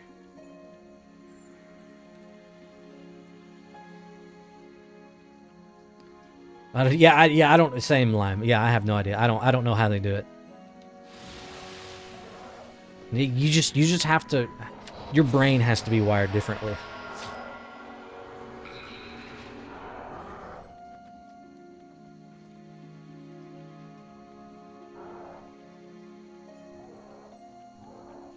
Played a mobile game with a guy who spent 1.8 million. No.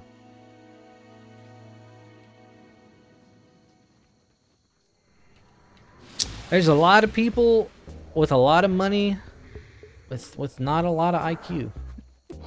Well, okay, maybe their IQ is, you know, is not the problem. Oh, maybe there's not even a problem. Maybe it's just the way that I see it. There's a good little streamer. He wrote, "Any game fan, study game design or something like that." What, you talking about you Lime? Oh wait, no, who was it? I think someone said like a year or two ago that they were making an indie type game based off of Guild Wars. You don't know any good games back in the days. I don't know. That was kind of me. I didn't play a whole bunch of games.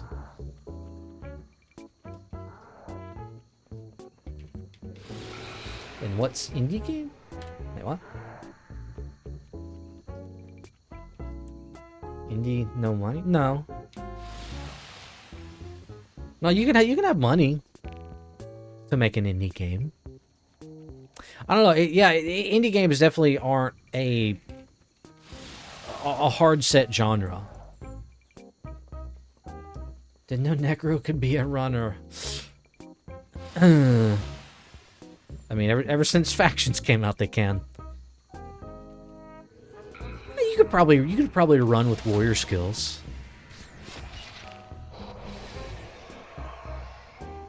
What's up, fam? Nice to see ya. Indie games are just SNES games. I mean, no, but I mean, there's AAA quality modern games that are indie. Take a little break from Guild Wars. Yeah, so that's what I thought you were probably doing. I took a break this past week, partly because I was working on some tech stuff at home for some people at work.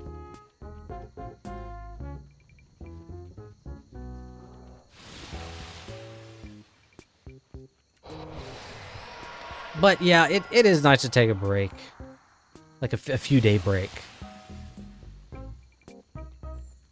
But I don't know, every time I take a break from Guild Wars, I start playing something else.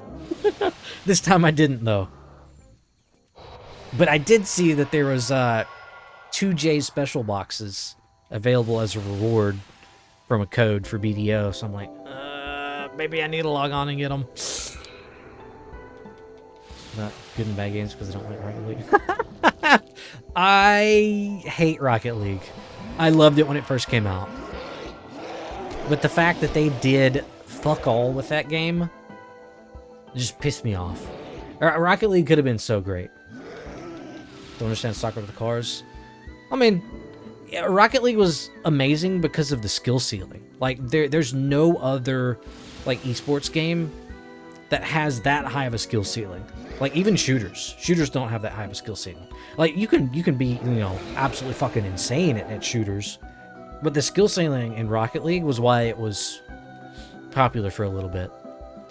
But then the developers killed it because they did nothing with the game. They haven't updated the game in like 8 years. Like, they've added like 2 maps in 8 years in no game modes. Like, they killed that game because they just neglected it. And then they sold it to Epic so that Epic could put it in fucking Fortnite. And it's like, I don't play Fortnite. What? Indy has so many 2D side scrollers. Well, yeah, because those are easier and quicker to make, and cost less. Sounds like a skill issue. Well, I think it was more of a. Well, yeah, it was a skill issue on the developer's part.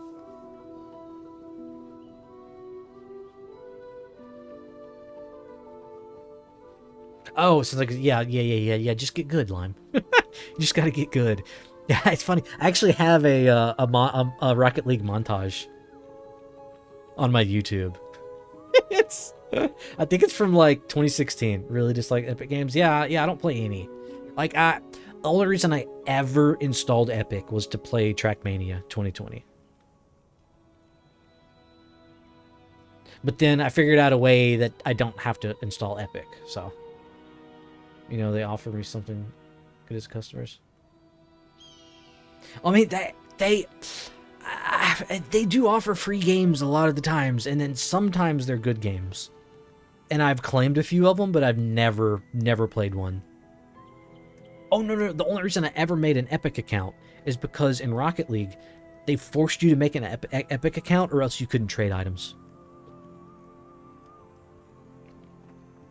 And then out of spite, for like 3 years, I didn't make an Epic account.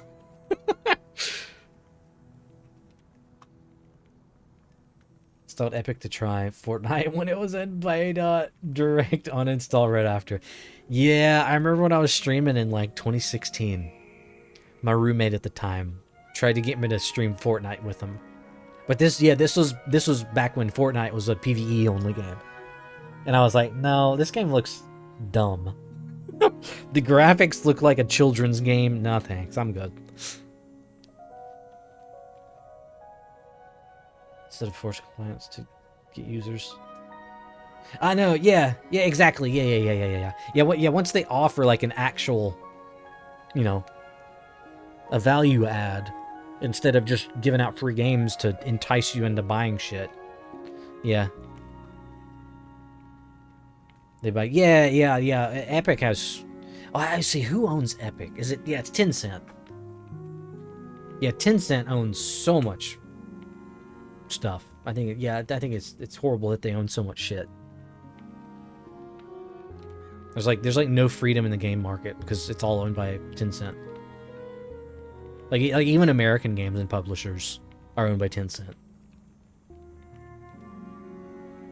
Oh, I gotta look up. Parents went out to eat and they were gonna bring me back something, and then I forgot to tell them what I wanted.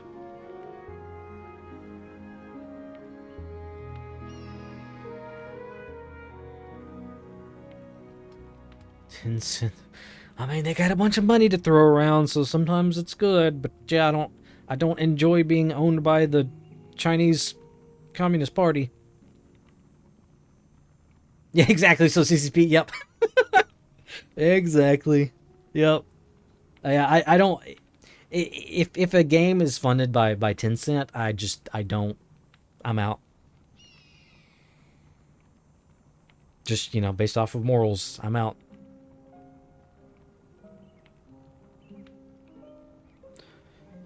Let's see. I guess I'm gonna get a Boiger.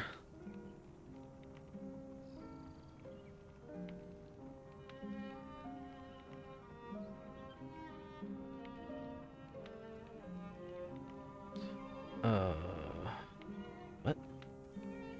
This menu is super confusing.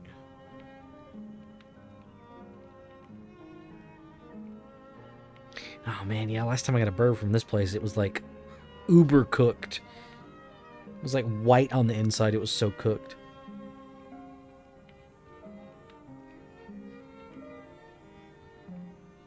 So Guilders part of Tencent?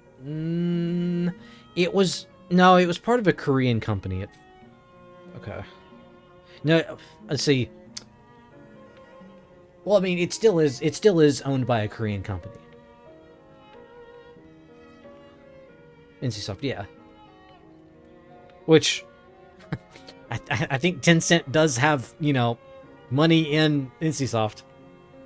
NCSoft's owned, yeah, it's probably majority owned by NCSoft, but I mean that was before. I mean, this game came out way before that acquisition.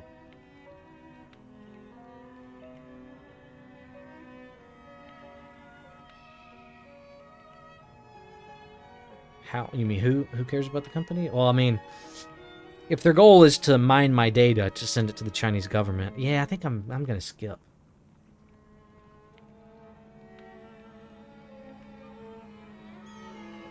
But I mean, Guilders 1, there's no incentive for them to harvest my data, so login in 2005 used to be with Play NC. Yeah. Mine was Play NC, yeah. And then they swapped over. And I remember that whole fiasco.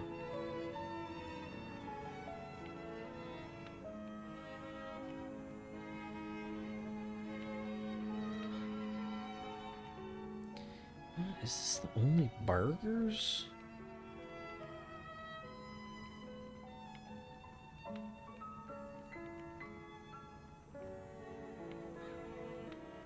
Yay. Well, I mean, I don't hate that, you know, my country uses my data. I dislike it and do everything for them to try and not get it. Like I use VPNs and Tor and stuff, but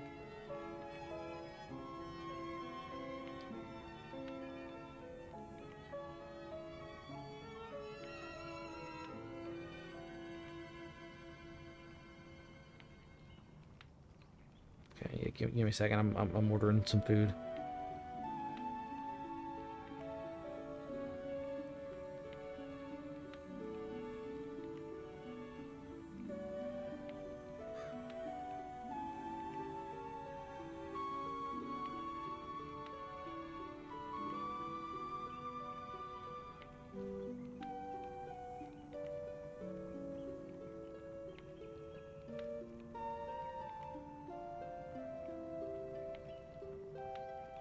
Okay. That only works for hackers. The government gets they want anyway. Well, yeah. I mean, I don't even use any services or play any games that developers or governments harvest data from. I played this game from 2005. That's kind of it.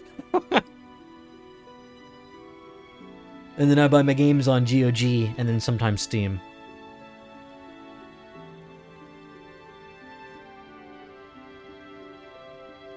But then I rarely ever play. Oh, there we go. I rarely ever play like any modern games. Yeah, sure. I gotta do this mission. Okay.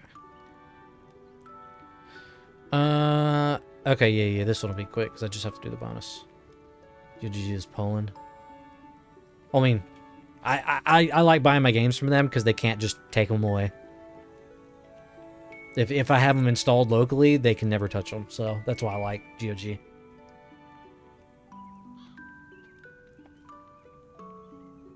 Like I don't care so much that my data is harvested and, you know, used for nefarious purposes, but I want to make it as hard as possible on them.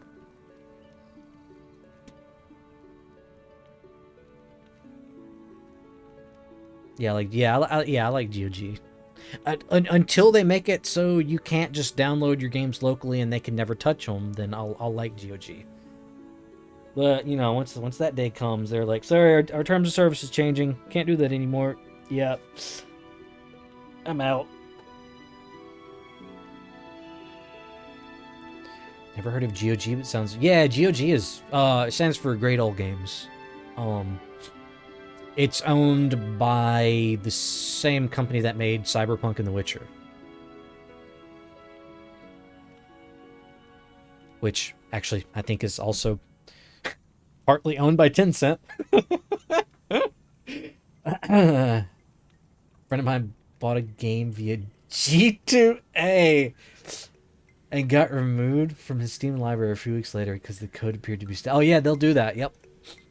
Yeah, if you buy stolen keys and the keys are reported to get stolen and you add it to Steam, yeah, it's gone. Which, yeah, I think is good. That's great. I never purchased a single game from G2A. Just, you know, for gotta live by your morals. So I never purchased anything from G2A.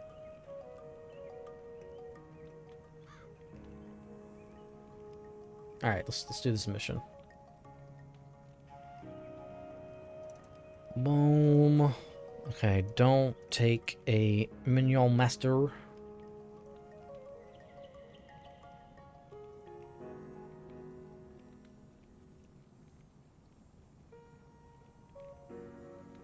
So yeah, I'll take Spirit Spammer too.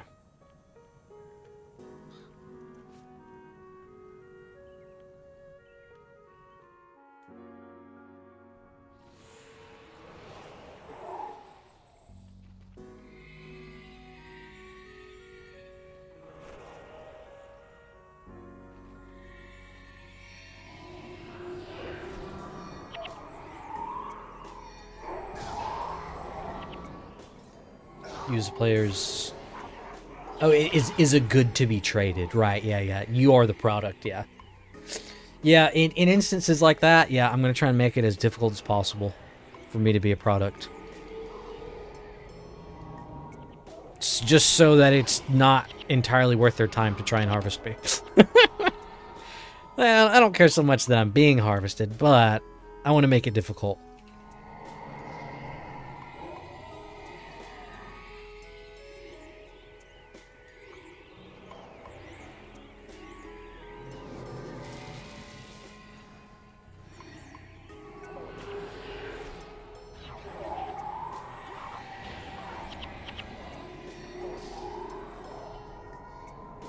So yeah, there's no way to run this. I was thinking, could I just load up like Shadow Form and run and TP the heroes? But nah, yeah.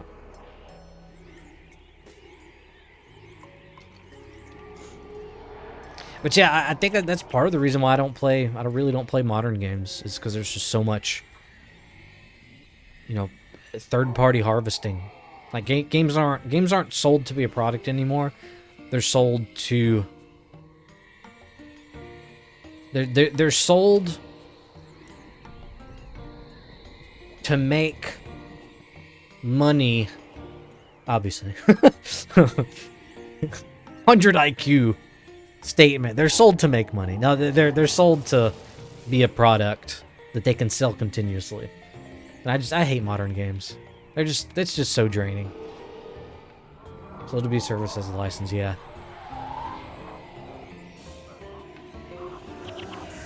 Yeah, the day that Steam dies, it's gonna be a sad day.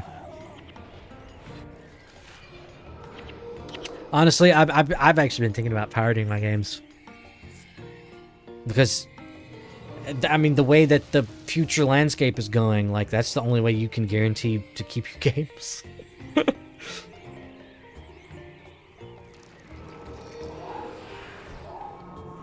I don't play modern games because they all contain season pass. Well, yeah, that too. Yep. Yeah, I mean, there's so many things I hate about modern games.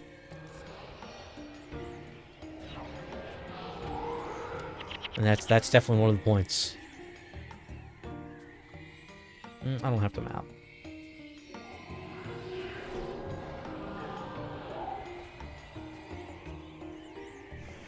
Problem with Steam is that 9% of the games are in perpetual alpha beta.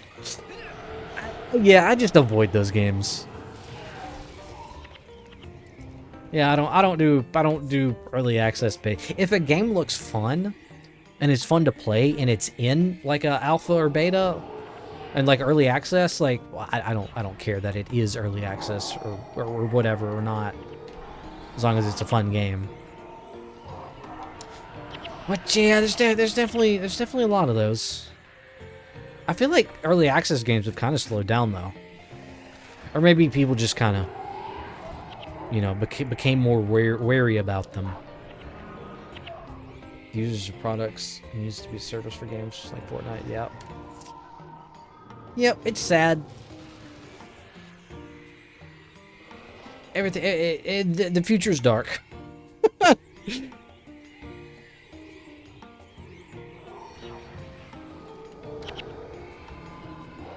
Many video games made till now. Oh, yeah, I have no idea. That's not a number I think anyone could figure out.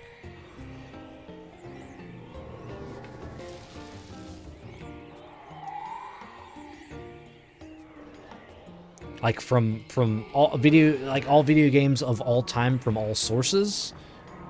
Like, I mean that would be an insane number. Millions. Basically developer reviews because they specify the games aren't finished, so Steam isn't strict when it comes. Oh yeah. I mean I don't care about that. I just care about if the game is good or not. And if it's in early access, I don't really care. But most of the slop is early access. So I definitely do avoid it. Anyway. Yeah, the only early access game that I think I've ever actually played was 7 Days to Die. I don't know why, but I really enjoyed 7 Days to Die when it first released in like fucking 2012 or something. And it finally came out in a 1.0 like a few months ago.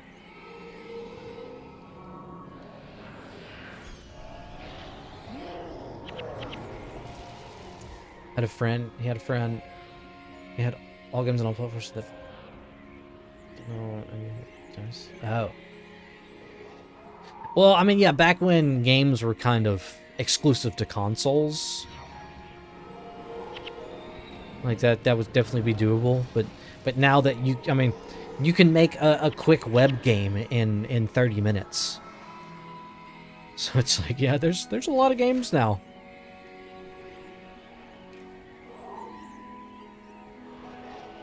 Browse Steam store a lot, but man, I just can't find anything interesting. Yeah, same. Well, not really same. I don't browse Steam that much. But I also don't find anything interesting, really. Literally the only thing that looks interesting to me, is it's like a little procedural, medieval, like little, building game called Tiny Glade. That is literally the only game I'm looking at right now. Stop it!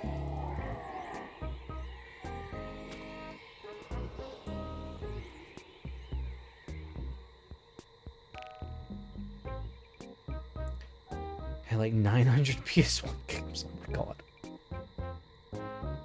Stop it! Stop it! Steam! Please! Oh, that's right. I pulled up Steam to pull up Steam. Tiny Glade.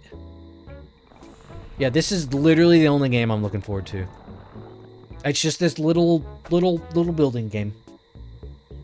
It comes out in like a week. Like it's just really cute and chill. And I enjoy like little building things.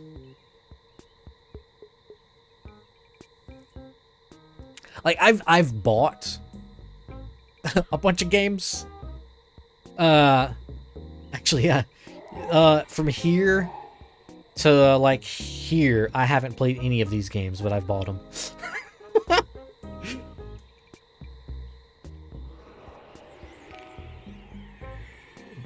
Avoid. I should disable those. Avoid. Type of game you tried? Foundation. Unless it has like a super specific art style or feel.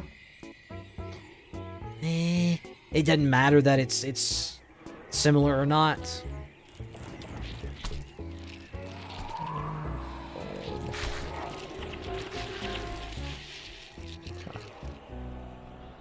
Is it on Steam though?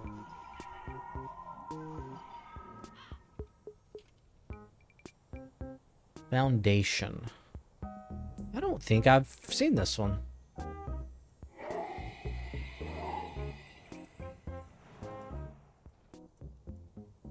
Oh, Steam, let me skip, please.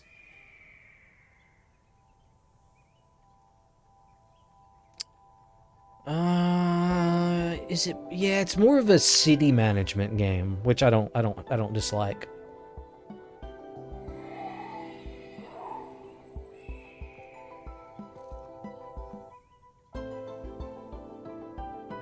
It looks okay. I'm not a big fan of the character model. I don't like these types of character models. Like the cartoon, soft modern character models I'm not a fan of.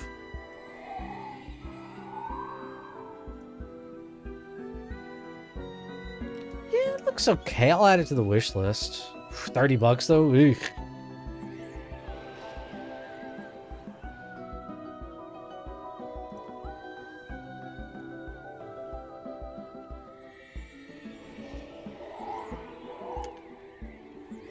Why does it block the word Jap? PS1 game in Jap language with 5 CDs was unplayable? Yeah. Yeah, because of region locking up.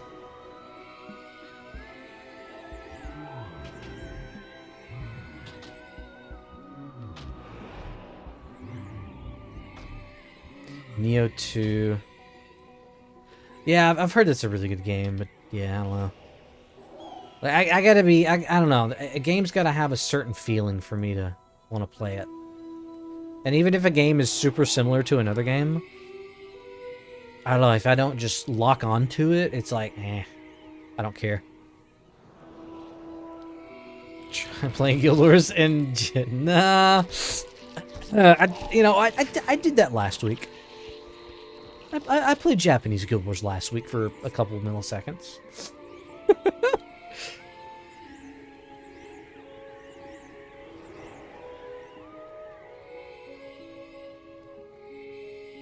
What's the best 20 games from back in the day? 20 games? That's a lot of games. I wasn't a big gamer. I've never been a big gamer. I just have my few games that I play. So naming 20 games, that's gonna be hard.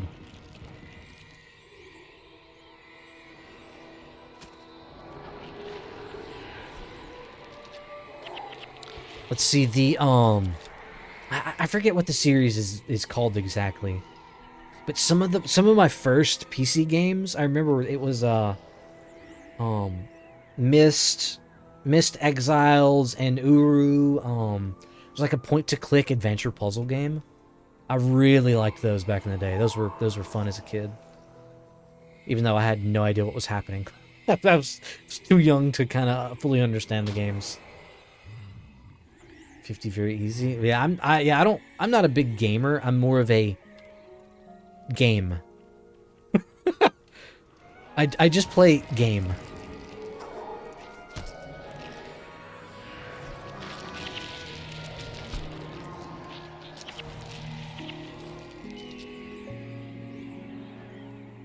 Star Citizen is another perpetual beta game.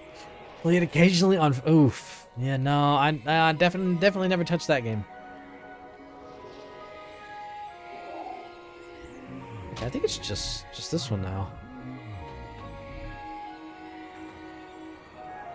Guys, come on. Every time they get hit, they stop.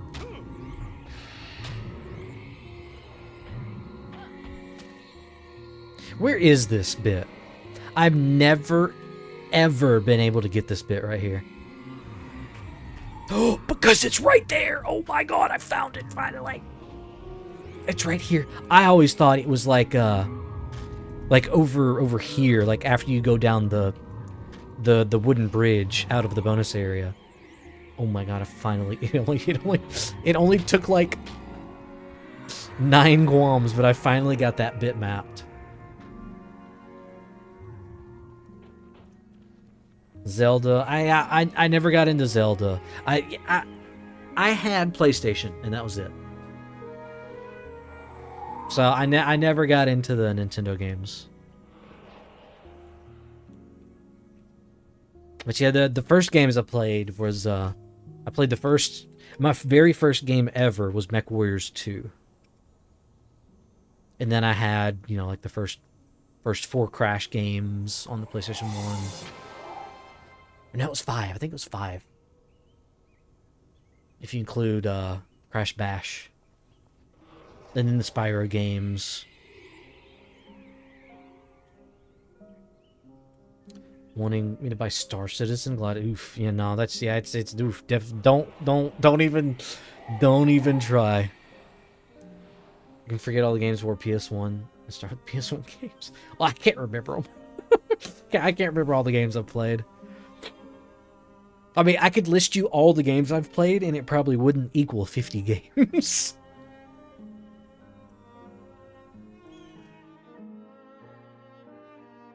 And then official releases, yeah.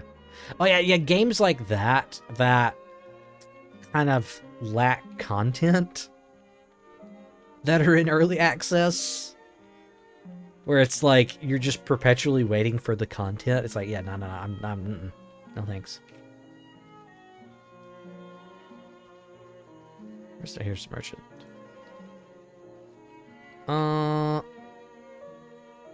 Shit, I'm getting hungry.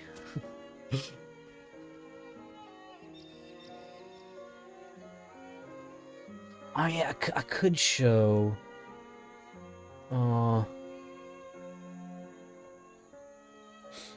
Yeah, I mean, I have like a collection of like old games. Yeah, well, one game actually I started playing today. Shit, where's PS2? Oh, there it is, PS2. I started playing, let's see, which one is it? I think it's this one, Spyro: A Hero's Tale. Because I played the first 3 Spyro games on PS1, but then once I got a PS2, I never got the Spyro games anymore. So I started playing one of the PS2 Spyro games. It's like, yeah, it's definitely a little bit difficult to get used to going back and playing like an old game I've never played before.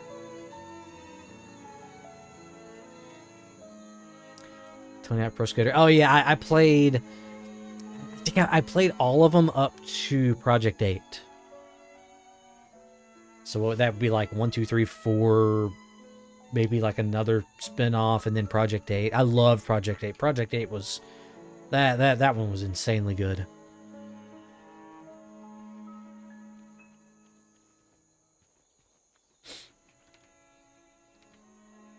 Yeah, I guess I'll do this mission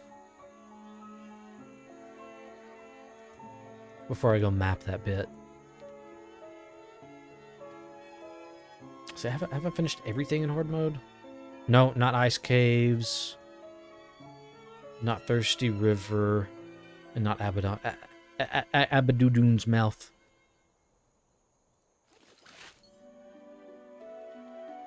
Jesus Christ, I've heard this song like 15 times today. Yeah,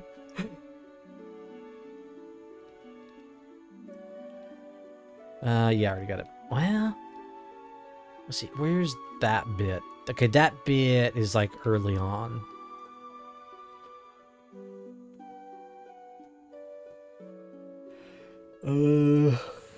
Okay, yeah, I re-enabled their skills.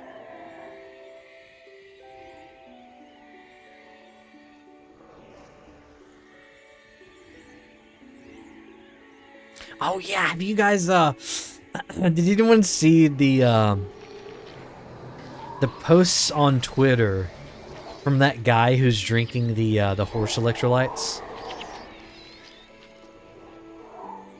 And he's giving daily updates on horse electrolytes versus like he's drinking that instead of Gatorade because it's like 2 cents per serving or something crazy.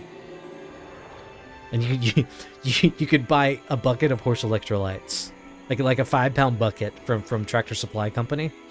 You can drink them just fine. Like, it's not approved by the FDA, but I mean, the ingredients are fine to drink or consume as a human. But his posts are just hilarious, the way he talks about it. And I found that a couple days ago. He lives like 20 minutes away from me. And like his posts are going like super viral right now. And it's like, hey, I can just go meet the guy.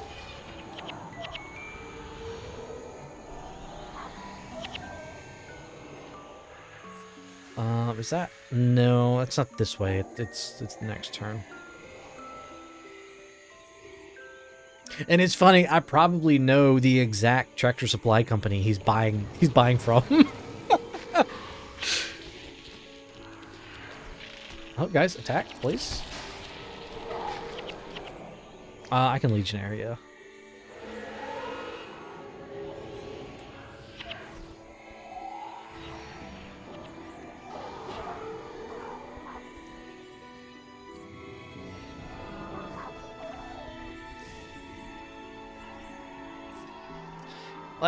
Music's gone. Let's see. There we go.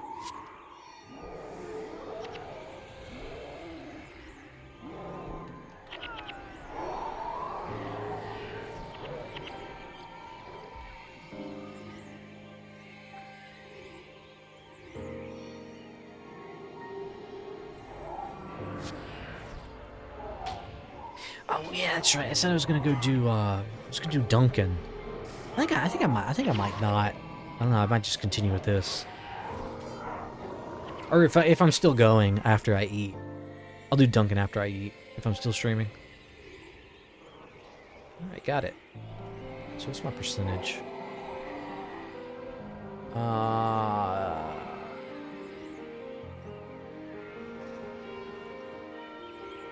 74.8.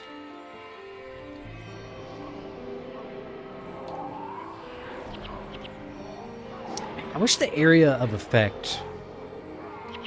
I wish, like, the adjacent nearby in the area... I wish they would buff those radiuses.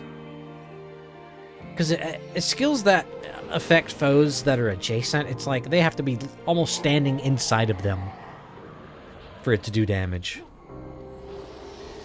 I think adjacent should be like from me to that druid. But that's like farther than in the area. Like, I know that would probably break PvP, but who cares? Nobody cares.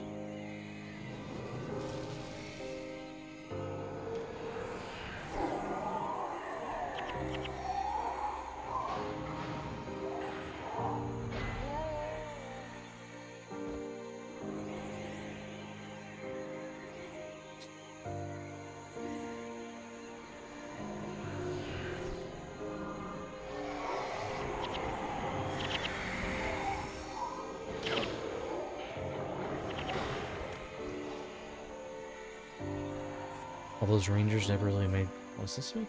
Oh, ranges? Yeah. Like, I know the distance at which they're effective. Like, I know what adjacent means, I know what nearby means, I know what in the area means, I know what earshot and stuff like that.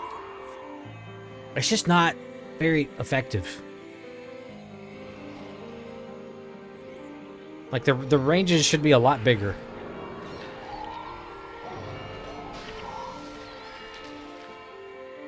Because skills that are balanced around that, I think aren't balanced well. For you know, post-release gameplay. Maybe on release they were balanced well. Nick item? You know, back when the game was played at 5 miles an hour. With no increased movement speed. Well, I mean, you had increased movement speed, but...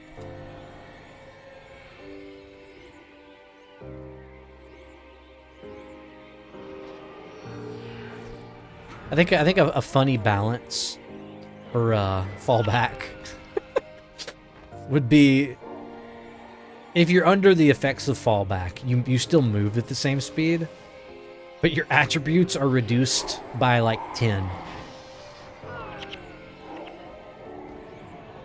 Yeah, because I feel like fallback is just too powerful for what it is. It's just a standard skill. It shouldn't be that powerful. Or not powerful, but effective. Guys, can we start killing, please?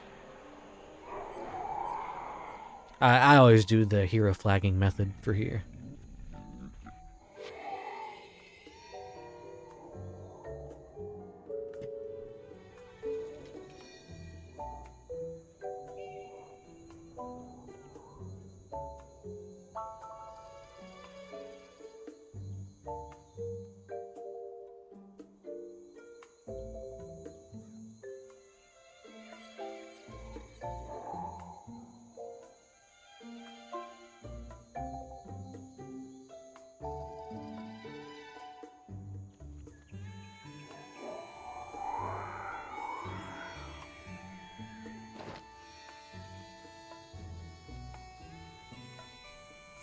Maybe I can solo the Ellie boss. I'll just bring heroes back. I have no reason to solo it. Oh yeah, sure. I need to get the Gate of Madness AFK farm set up on this character to get Survivor. Yeah, I set the Gate of Madness AFK farm up on the Writ. Just because I needed skill points on the Writ because I was out, and so I couldn't use Legionnaire when I'm farming. But yeah, I need to set it up on this character. Yeah, I've gotten to 640k from Raptor farming. Because this is my Raptor farm character. Never done Gate of Madness method? Yeah, I set it up for the very first time, like last week. And I would recommend using the foo method. And Foo's method is really nice because you get XP way faster than just the regular hero method. Let's see. Like it's slightly tricky to set up, but once you figure out how, it's not bad. But yeah, I would use that wiki guide. Look at what you mean. Foo is a person, is a player. And he made a guide on the wiki that I just linked. Yeah, I was in the process of linking it.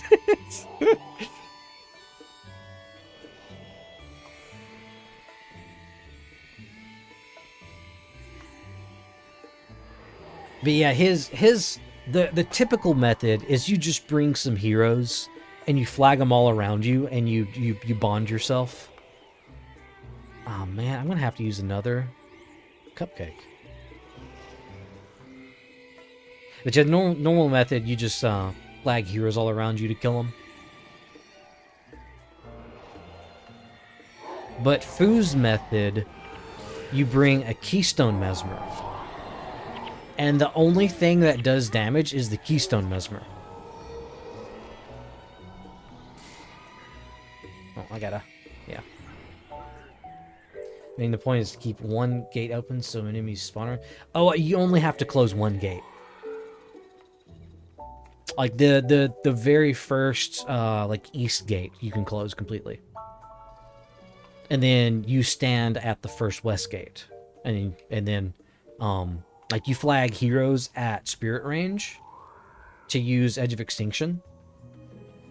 And then you flag a Keystone Mesmer hero at casting range with no weapons equipped. And if it has no weapons equipped, the Titans won't try and kill it.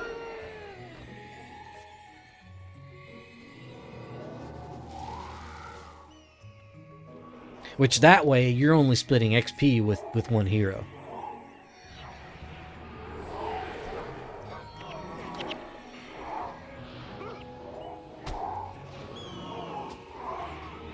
And you're killing slower, but because the waves are set on a timer, you end up killing the same amount.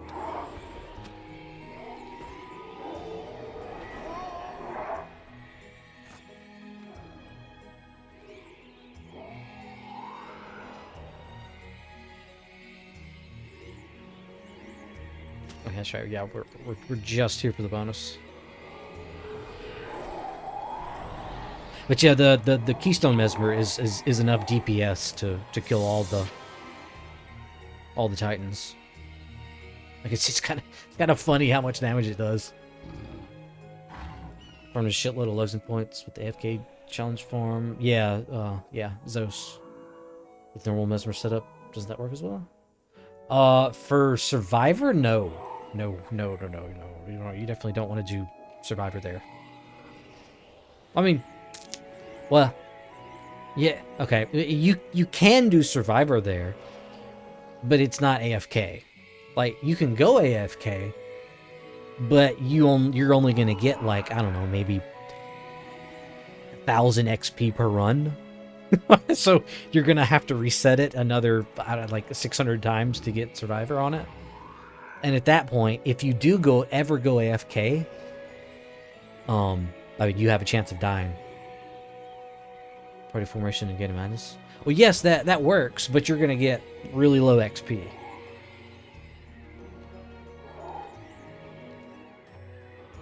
But if you do the one Keystone Mesmer in Gate of Madness, it's only splitting between you and one other hero, and so you get like a ton of XP. And because the waves are set on a timer, it is way faster with the Keystone hero.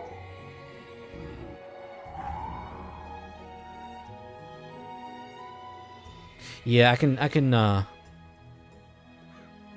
I'll show you the picture I took of how I set it up. So, you want to get your health like really low. Like, you'd have to look at the guide to see it all. But you get your health really low, so they only target you. And then you can see I have the party flagged out of XP range, like over there. And then the one Keystone Mesmer right there. And so that's the only thing DPSing. And you get 348 XP per kill. And the Keystone Mesmer can kill it at the rate that they spawn. So you get way more XP this way. And then your heroes just use Edge of Extinction and keep bonds on you out of range. In hard normal mode. Yeah, I don't think you get that much more in hard XP in hard mode, because they're already super high level in normal mode. But yeah, just look at that guide if you want to do it. I mean, you can do the normal hero flagging method. It's just, you're going to get a lot more XP a lot quicker. This method. Always just Vader farm for Legionnaires. Yeah, I've done that on like 4 characters, yeah. Anything AFK Obol sounds fine next time, yeah. Yeah, let's see, I got Legendary Survivor, Vader farming on the Assassin, both Mesmers, and the Monk. Alright, that's that.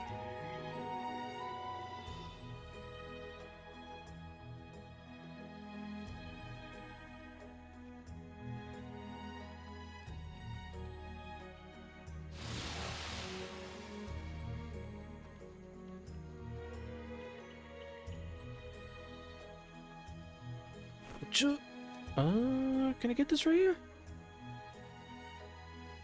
No.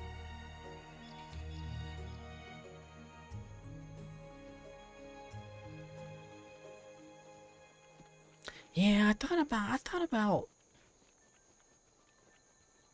raptor farming, but man, I don't know, my joints, man, I'm getting old. My joints just can't take it anymore. Like, I can stream and play normally just fine, but man, something about just spamming raptors.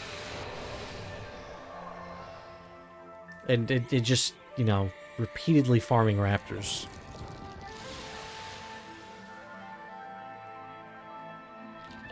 And yeah, when I went back to BDO last year, and I hadn't played in like almost 4 years. Like, oof, yeah, I was feeling that 4-year break. Because when I went back to grinding, I was like, oh boy, my joints are, oof, this is, my joints are on fire. Never really farm raptors, only when it was soloable. Yeah, having a hero for raptor farming is kind of annoying. But man, I sure like that if you're just tired of raptor farming, you just go back to town. Because, I mean, that's what you do anyway. Yeah, the only reason why I didn't like Vaeders is because you're kind of dedicated, like you're out there. Even though it only takes like a minute and a half to run out there, but...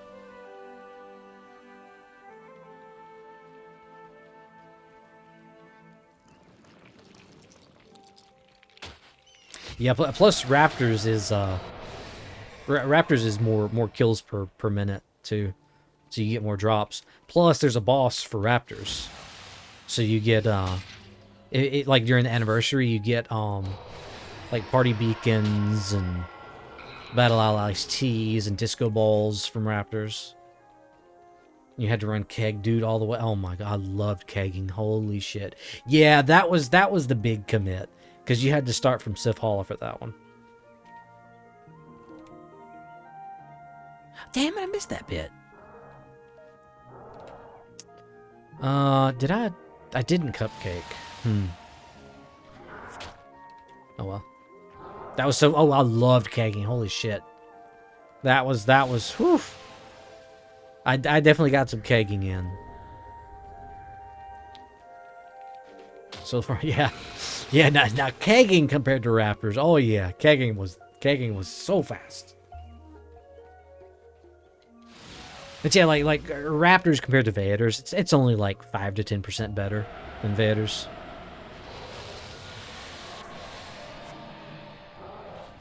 But you can just take a break whenever you want to for Raptors. But yeah, oh my god, dude, my current keyboard has 2 space bars. I would be a kegging god.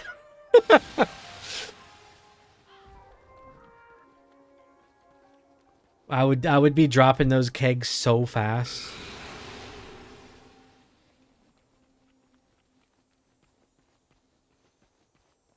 And then on my monk, I actually I invented the 55 farm for Vaeders for monk. But it's just slower than Assassin and Mesmer. And Dervish. Yeah, actually, I want to try the Dervish build out for Vaeders. I've just never gotten around to it. Bound to assemble? Okay. Well, no, that's right. You didn't have to click drop on them, did you? You just had to interact with Budger, because he would give you a new keg if you just clicked him again. So you would just target him and hit space. And then to space to talk to him again to get another keg. You had to drop, did you? I'm pretty sure I remember just spamming. I don't know, maybe yeah, like with my left hand, I spam space, but with the right, I click drop. I mean, it's been so long, I can't remember. But no, I think it was space. Yeah, you talk to him to get a keg, and you talk to him again to get another keg, and that drops the current keg. I'm pretty sure. No, I think you're right. I think that's how it was. But then after the change, they made it. I think they changed something, because how it is now, in areas that aren't, that area, you can spam them with just space. So I think I was getting how it works now confused with how it worked back then. Or maybe I did set up a hotkey for dropping, because yeah, you can do that. Like, I can't remember. What did they nerf again? You can only get a keg from him like every 2 seconds.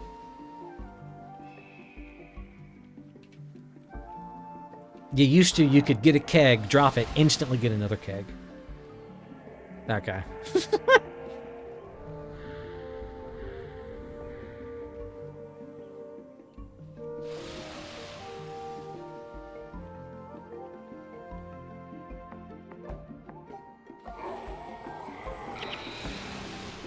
Yeah, I'm just gonna cupcake up for this. Because I'm gonna have to do some backtracking on this area.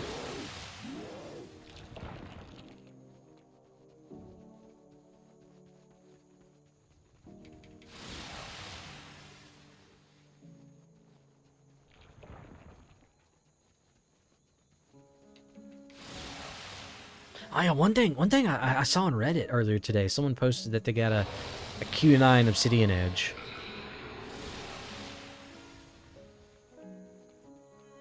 But that was inscribable. So I was like, it's probably worth like an ecto or two maybe. And people were, because he was asking for a price check. And people were like, yeah, that's like 35 arms. I'm like, wait, what the fuck? Like a Q9 inscribable obsidian edge? Like, I thought you could get those old school. Then I got thinking, wow, maybe I want to farm Fissure of Woe to get an obsidian edge. Okay, the let's see, how did they nerf it again? They nerfed it to where you can only get another a barrel or another keg like every 2 to 3 seconds. So you drop one, you have to wait 2 to 3 seconds to get another keg. That's how they nerfed it. Ah, shit.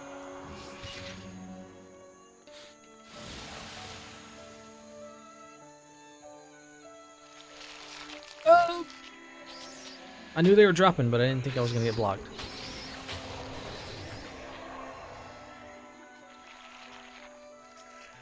Yeah, he works. He works normally in other, like the original way he worked. He still works that way in other areas that he's at. So I think there's a dungeon in like actually, yeah, I think it's what is it, Heart of the Shiver Peaks he's in. Like that one, you can still spam kegs, but I mean it's kind of useless because it's, you know, it's a dungeon.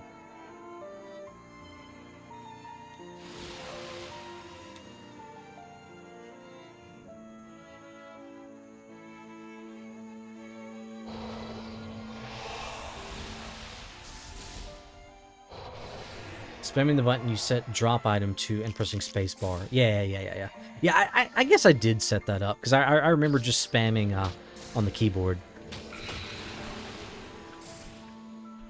The game update on the 11th of June 09. Keg farmer is no longer available. Yep, viable. Time between kegs drop will cause enemies to scatter. Yeah. Yeah. They'll scatter, and it takes 2 to 3 seconds to get another keg, so...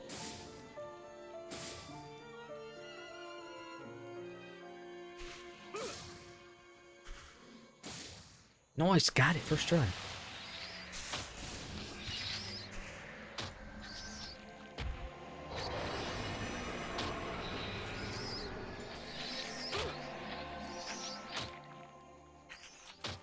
Yeah, I miss it. It was nice. That was one of the that farm I learned about through word of mouth.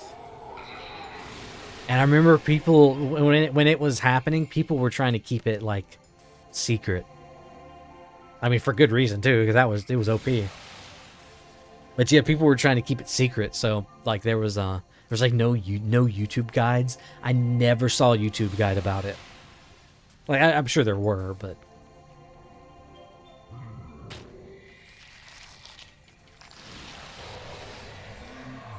Get dodged, idiot. Just Google keg farm and Doombox was the first one. Did he have a keg farming guide? Maybe it was Doombox. Fuck Doombox, man, come on.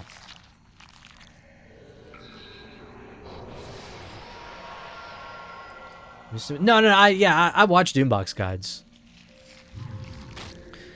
Doombox was the reason I uploaded my first Googler's guide.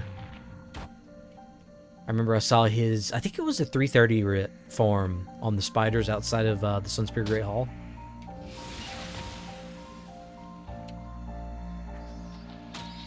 And that was the video that inspired me to make Guild Wars guides. Ooh, a gold.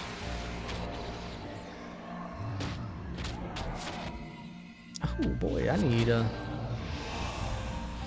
some shroud. Oh, get dodged.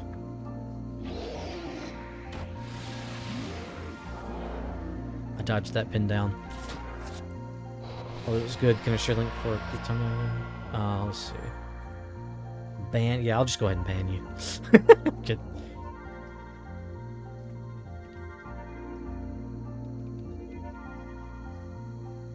PvE. There we go. Okay.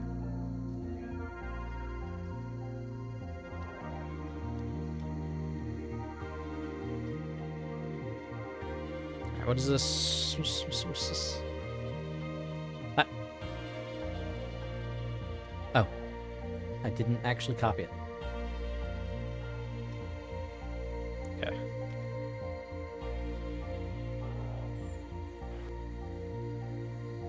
Oh boy.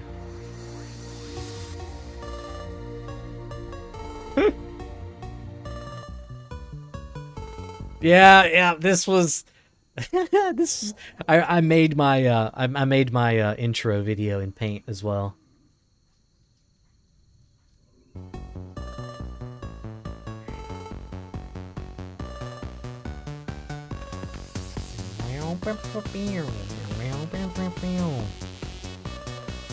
Guide tell you how to keg farm. Before we get started, you need to have a general idea. World of Warcraft. So good job, YouTube, on auto designating a game.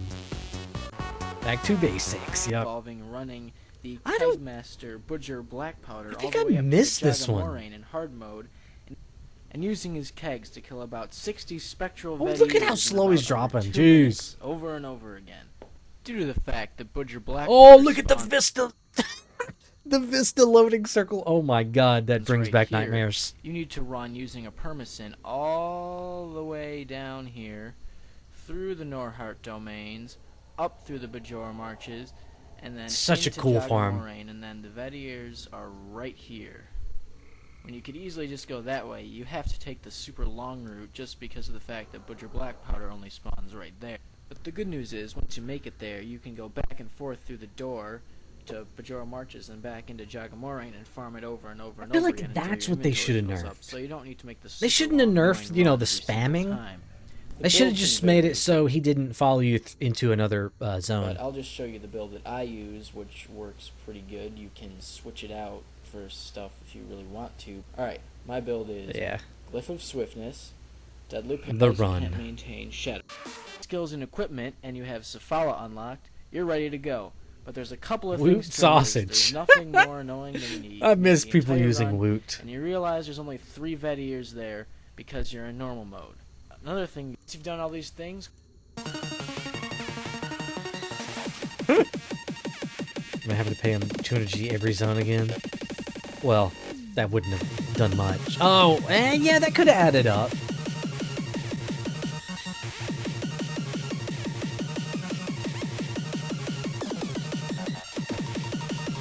Holy shit, that didn't make my ears ring. Wow.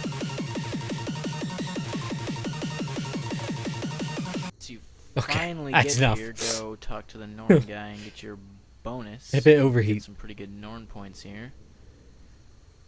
Then you're going to want to go to make the it even higher, right but side. yeah. See a whole bunch of Spectral Vetiers cast up Shadow form. Then you go aggro every single one of them on the right side. I don't know. I feel like even if it was like 500 gold, you could still make back more than 500 gold per run. Yeah, make sure you don't miss any. Some of them kind of run away, but... So it'd have to be like 1k a run. Keep recasting Shadow form if it's about to run out. And then you're going to Shadow... Oh, it was space and comma! Yep, I remember. Yep, I remember having two hands on it. Yep. Rapidly drop your kegs, killing off the first half. Oh, he did it the half and half method. And then you pick up your drops. I Yeah, would recommend it would. don't pick up. Yeah, they should make it so. Yeah, they should have made it so it was expensive, but you could still do it. So that way you could, you could still get Survivor that way. Oh shit! I can't shadow step down there. Damn it. 500G would sink a lot. Yeah. Can I? Headshot! I can. Let's go. I didn't really save that much time, but yeah, it was a skip.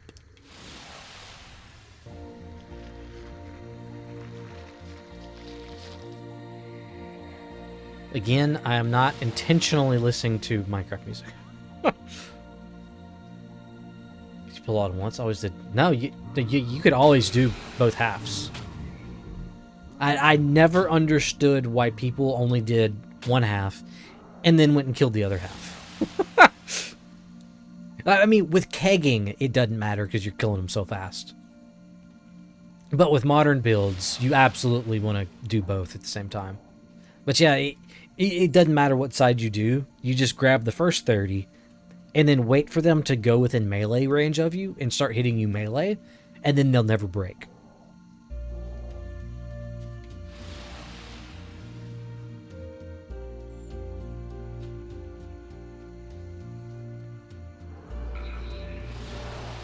But if you have, if you only do half, you don't have to body block them.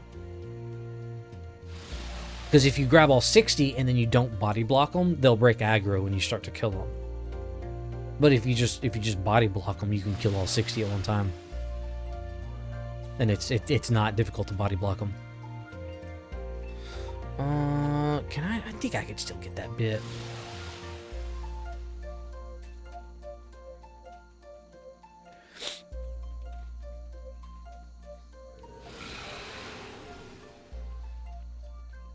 Yeah, I always used, I grabbed the north group first, and then went to the south group. And then I didn't right wall block them, because I didn't know what right wall blocking was back then. But I like left wall blocked them, and then they tried to go in between my body and the wall, and that blocked them. Mesmer kills them fast, and yeah, Mesmer's the fastest, yeah. Between Mesmer and Assassin. But I'm pretty sure Dervish is the fastest. Because of this build. Farms, let's see. Vader Farm. Yeah, this build. It's hard to see, but it's a Soul Taker build on Dervish.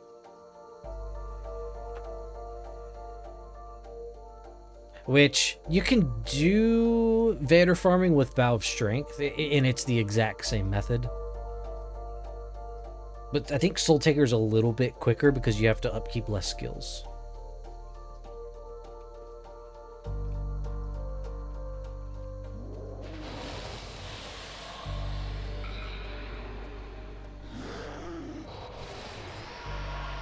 But yeah, the only reason you have to wait on the Dervish build for either Valve Strength or Soul Taker is you have to wait for whatever that Mesmer skill is. But Clumsiness, is that what it's called? Yeah, Clumsiness. Yeah, you have to wait for Clumsiness to fall off, and then you attack as soon as it goes off. Always did Mesmer. Yeah.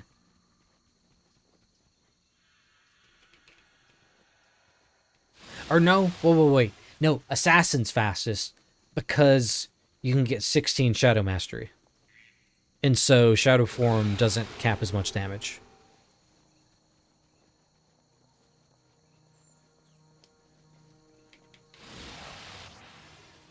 Wait, did my... Oh yeah, my birthday cupcake ran off.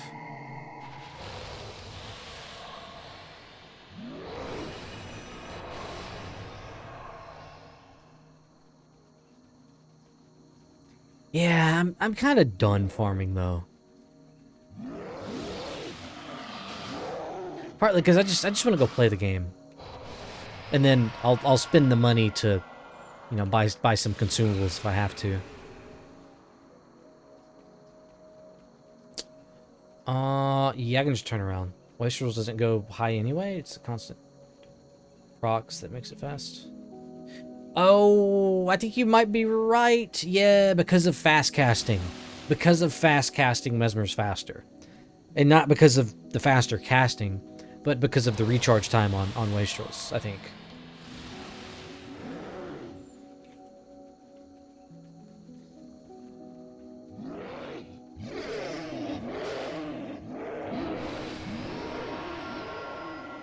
Yeah, that's right. That's right. Yeah, on my Mesmer, I actually got to 10 million XP on the Mesmer from Vader farming. I don't know why. I just did it. Bring Arcane Echo. There ramps up. Yeah. It basically turns into a 1 second cast. Yeah. Yeah, I got to like 3 mil doing it, and I was like, whoa, damn, I hit 3 mil. Might as well just keep going.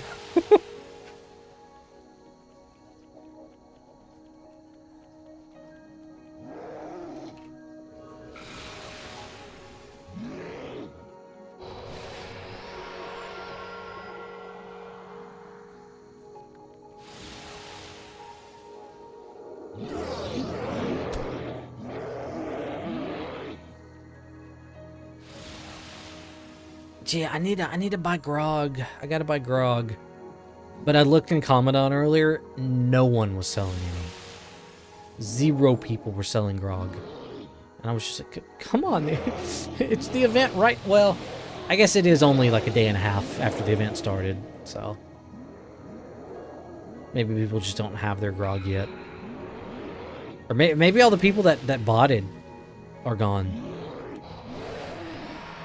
Yeah, I remember when I came out with the 55 farm for Vaders.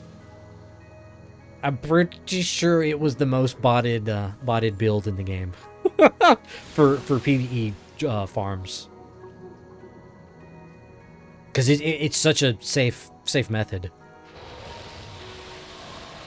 It just takes like 15 to 20 seconds longer.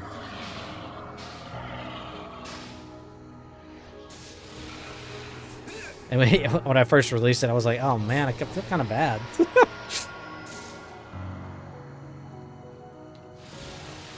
the build I made is being botted so heavily. Never really did anything 55 related. Ooh, that was my current YouTube channel is just Yoon Gray. But back in the day, I had another channel. It was Yoon Gray 55, because that's like almost all I did was I 55 farmed. I was like the 50 farm YouTube guy. Partly because Monk was my main.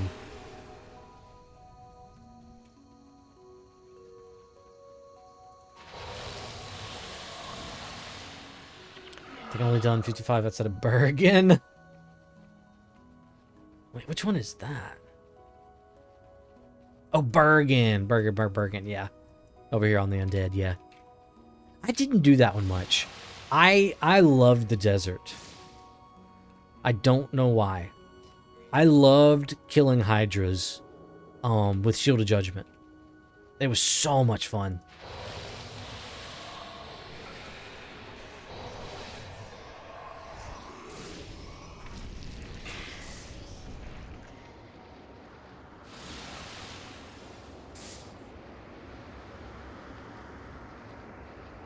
I probably threw away countless perfect old school drops. No, I mean, not threw away, but merchanted.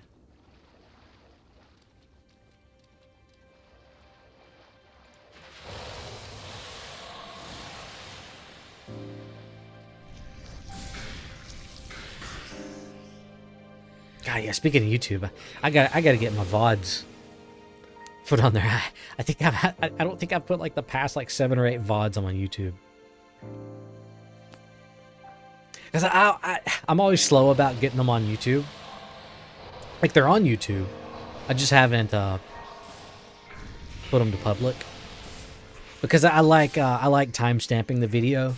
Like timestamping the intro. Or if I go do something else or take a break, I'll timestamp it so people can skip it.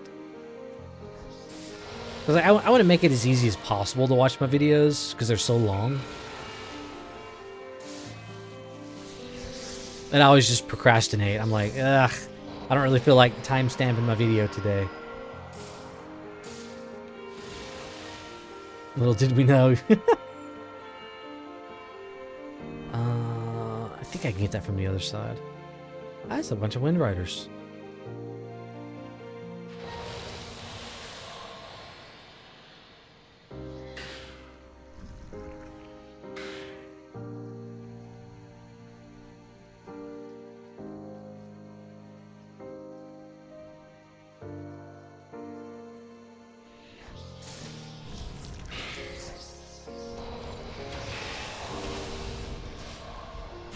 Yeah, I remember when I figured out the 55 monk farm for Vaders, like 10 years ago. I was like, why hasn't someone come up with this sooner?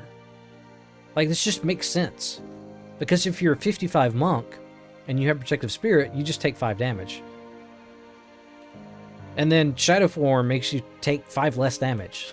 So you can just, as long as there's no degen, you can like infinitely perma 0 damage on a 55 monk anywhere.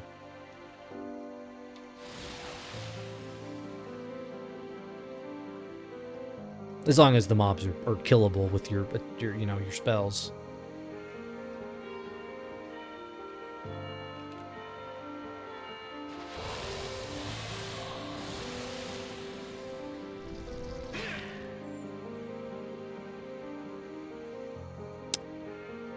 I'll go this way first.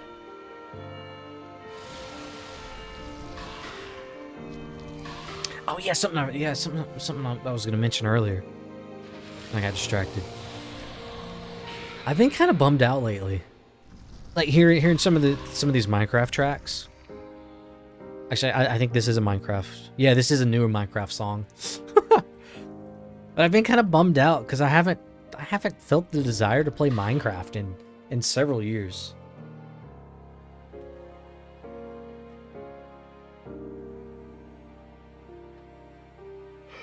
I think partly because I don't have anyone to play Minecraft with. That's not worth keeping. Oh, that's a Nick item. There we go.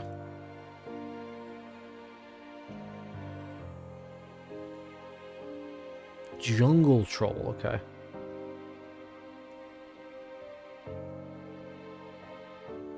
Minecraft is so fun for a week tops, and then you're done playing for a couple of years again. Yeah, that's how it's been for like the last 3 to 4 years for me. Like I have a Minecraft world that I made in beta 1.6, and I've been building on that world, like creative building, for like, I don't know, like almost 15 years, like 14 years. Like I've built so much on that world. And it's kind of stuck in 1.12 because of the mods I'm using. Because if I update the world, it'll just be corrupted.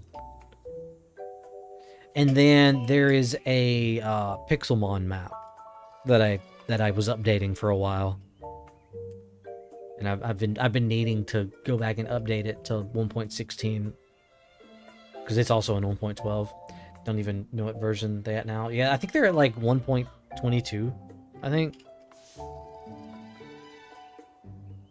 But yeah, I'm not even sure either.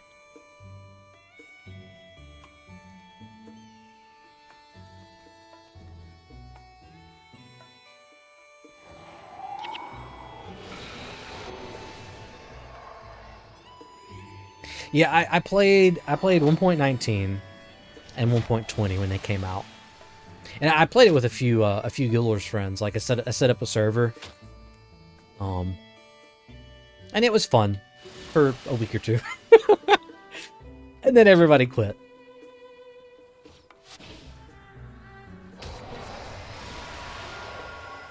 And it's like I almost the only game I've ever played where I'm like, man, I wish I would have been born 10 years later was Minecraft.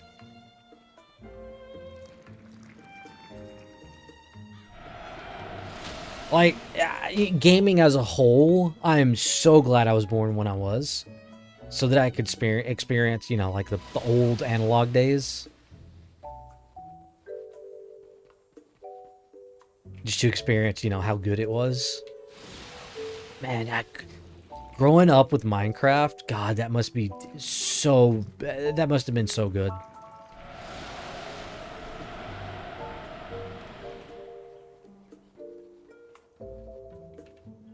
Because, yeah, I had just graduated high school when I first started playing Minecraft. I got it, let's go.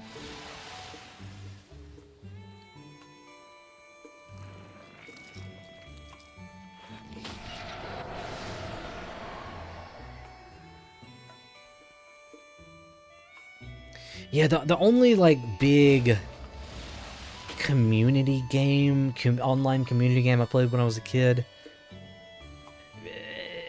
it's probably RuneScape.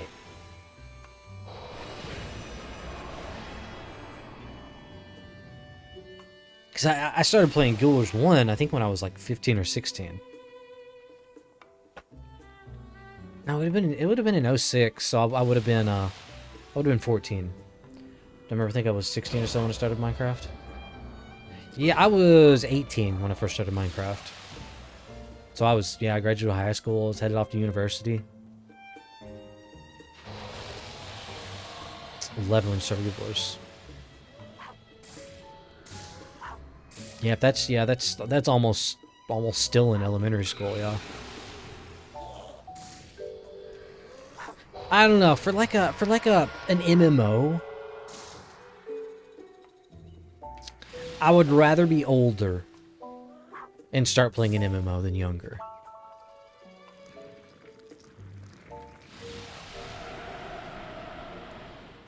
Final year elementary, yeah. Yeah, only reason I know that is because I work at an elementary school.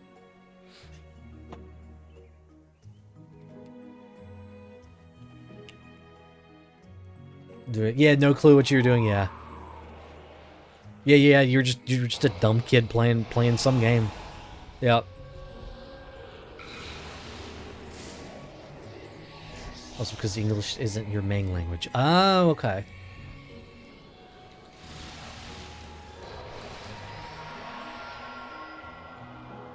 So you're the imposter.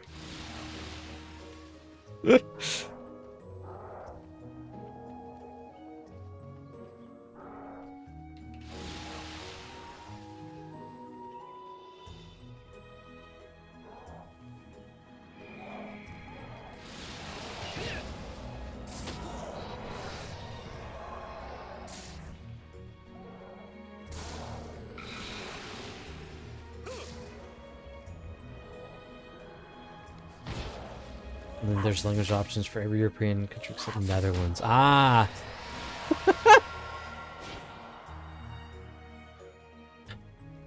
So, English it is.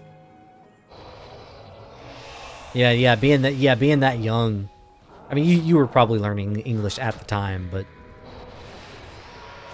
yeah, I couldn't imagine playing a foreign language game that young.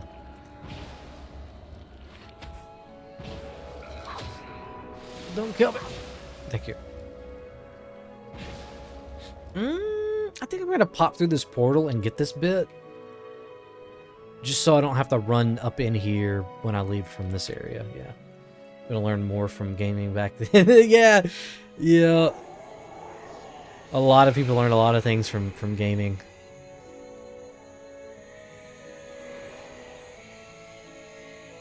I started learning Japanese in high school.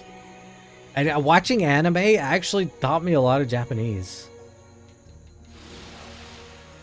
I mean, I was already learning how to speak it anyway through other means.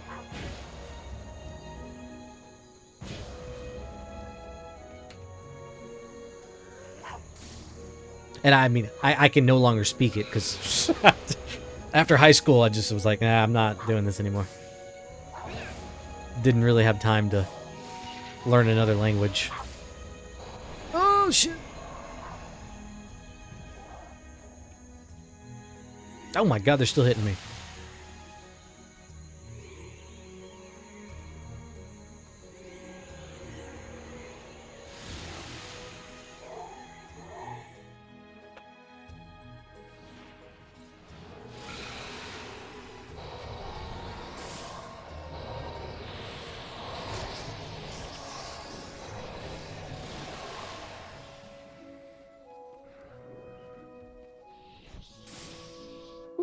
Yeah, I'm just. I think once my boy Gru gets here, I'm gonna hop off stream for the night.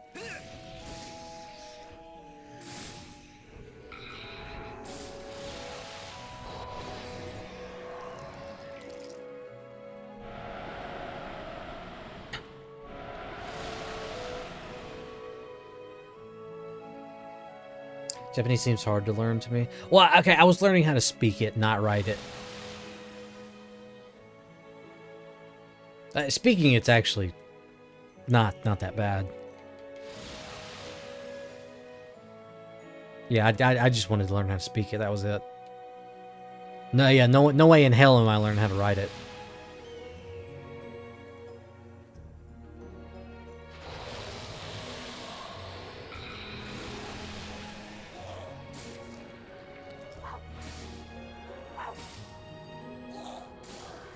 In any non like Latin based language, like no, I'm good.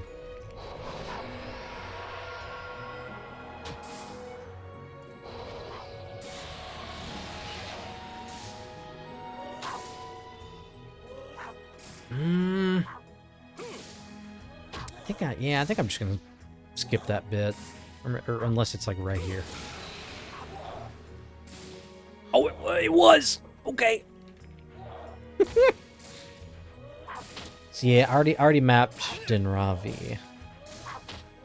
Yeah.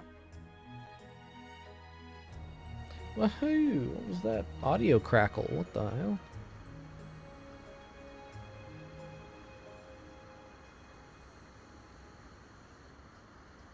Speak Dutch and English. I can understand German, but I can't speak it. I think that's enough, honestly.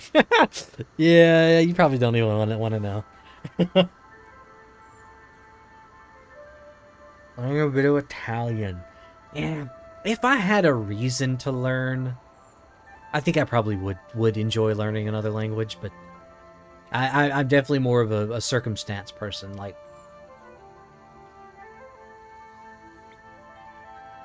if it's not something I can experience day to day, I don't really care. Like, if I learned Spanish, it would be useful. But even in the area I live in the South, like we don't really have that many Spanish people here, or Mexican people here.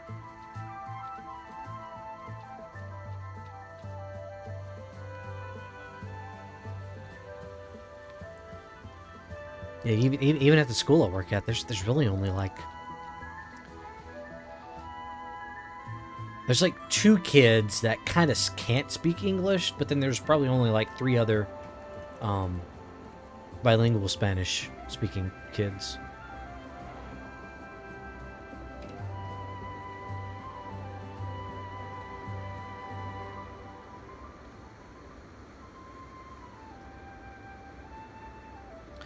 Okay, Riverside bonus, Empty K bonus. I don't even think that was English that I just said. I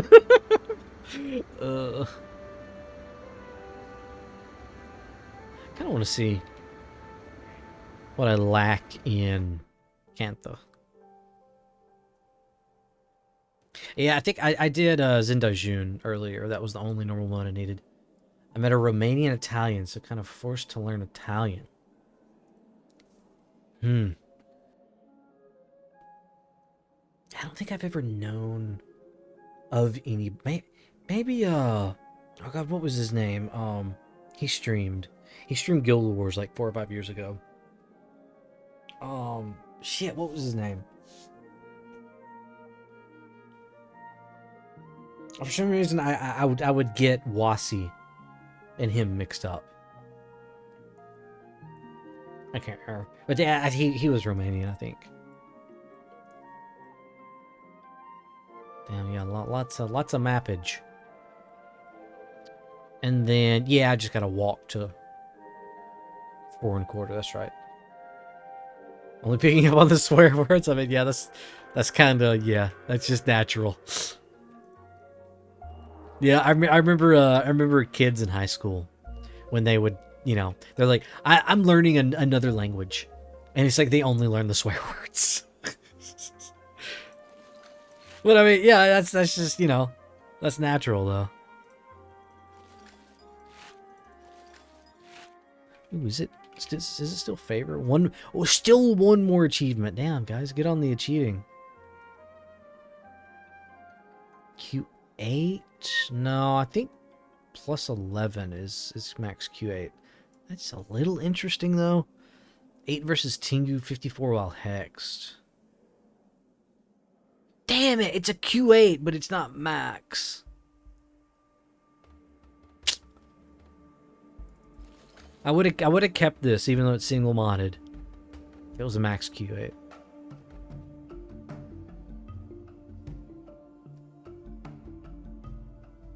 Oh my, okay, I'm not going crazy. The max Q8 is still 16, right?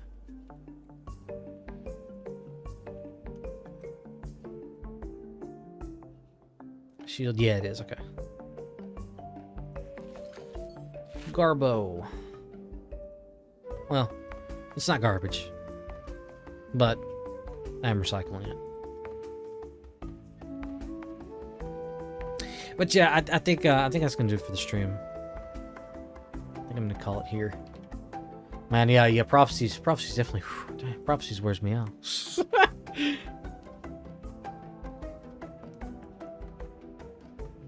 All right, let's see what I'm at in Nightfall. Oh wait, no. That's right. I do have. Did I max Sunspear? I did. Okay, I did max. It's time for bed. Ooh, yeah, definitely got a bit. I think I'm to every outpost except that one. Ooh, and that one. Yeah. Here's another character where I've never went through this part of the storyline. I just skipped it. They went straight to Runes of Mara. Past 4 a.m. Damn. Yeah, I used to stay up that late. Not anymore. Oh, what was today? Vizuna. Okay. How can you skip that? Wait. Sorry, skip what? What? Oh, you need the skill to access ruins. Nope, you don't. I think this is the first skip that I discovered in the game. You can just go straight from Bone Palace to Runes of Mara. You don't have to go out here. This is a rare occasion. Yeah, I found this out on my own. Like, people knew about this back in the day, but I discovered it on my own on accident. And I remember I told my friends in high school about it because they were all playing Guild Wars at the time, and I was like, "You can skip a huge portion of Nightfall," even though it was you just walk out here and kill the worms. But yeah, if you have the quest, there's those invulnerable Morganites out here that you can't kill. But if you just walk over here to the gate, like the gates are up, but if you walk to the gate, party wipe, you respawn at the res shrine through the gate. And then you don't range with the Jinundu, the bridge down. You just use a degen skill on it, and it dies. And then you can just walk into Runes of Mara. I remember I found that by myself back in the day. After completing the mission, you can just continue with the storyline. Yep. Yeah, and once you turn in that quest, you get the Jinundu Elite skill. Jeez. I know. I felt special back in the day for finding this. Because I told my friends about it in high school. I think only one. I think Cody. I think Cody was the only one that used it. And it was funny because I did that on every single character. The Ellie GWAMM, my previous GWAMM, I finished like a month ago. Was the very first character I have ever been over there Wait, no. It was the Paragon.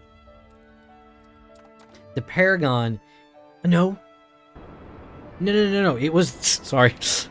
It was the Zero Death GWAMM. This is the first time my Zero Death GWAMM was the very first character I ever went over there, and killed the worms. And it's funny because I didn't even know they were worms. I thought it was just the regular Marganite Ranger boss that was over there. And so when I went out there, I took 3 signets of captures. Because there's a Ranger boss here, there's a Ranger boss here, and then there's the Marganite Ranger boss in here. So I was like, yeah, I'll take 3 signets of capture when I go out there. I'll cap the 3 Rangers. And I didn't even realize it was worms out here. Because I've never actually killed the worms before. 224 months and still learning. I know, yeah, same. Yep.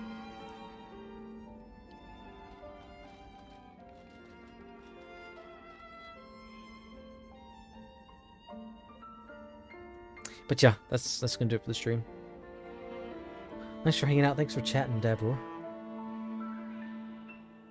Hope you have a good morning sleep. Let's see if there's anybody to raid.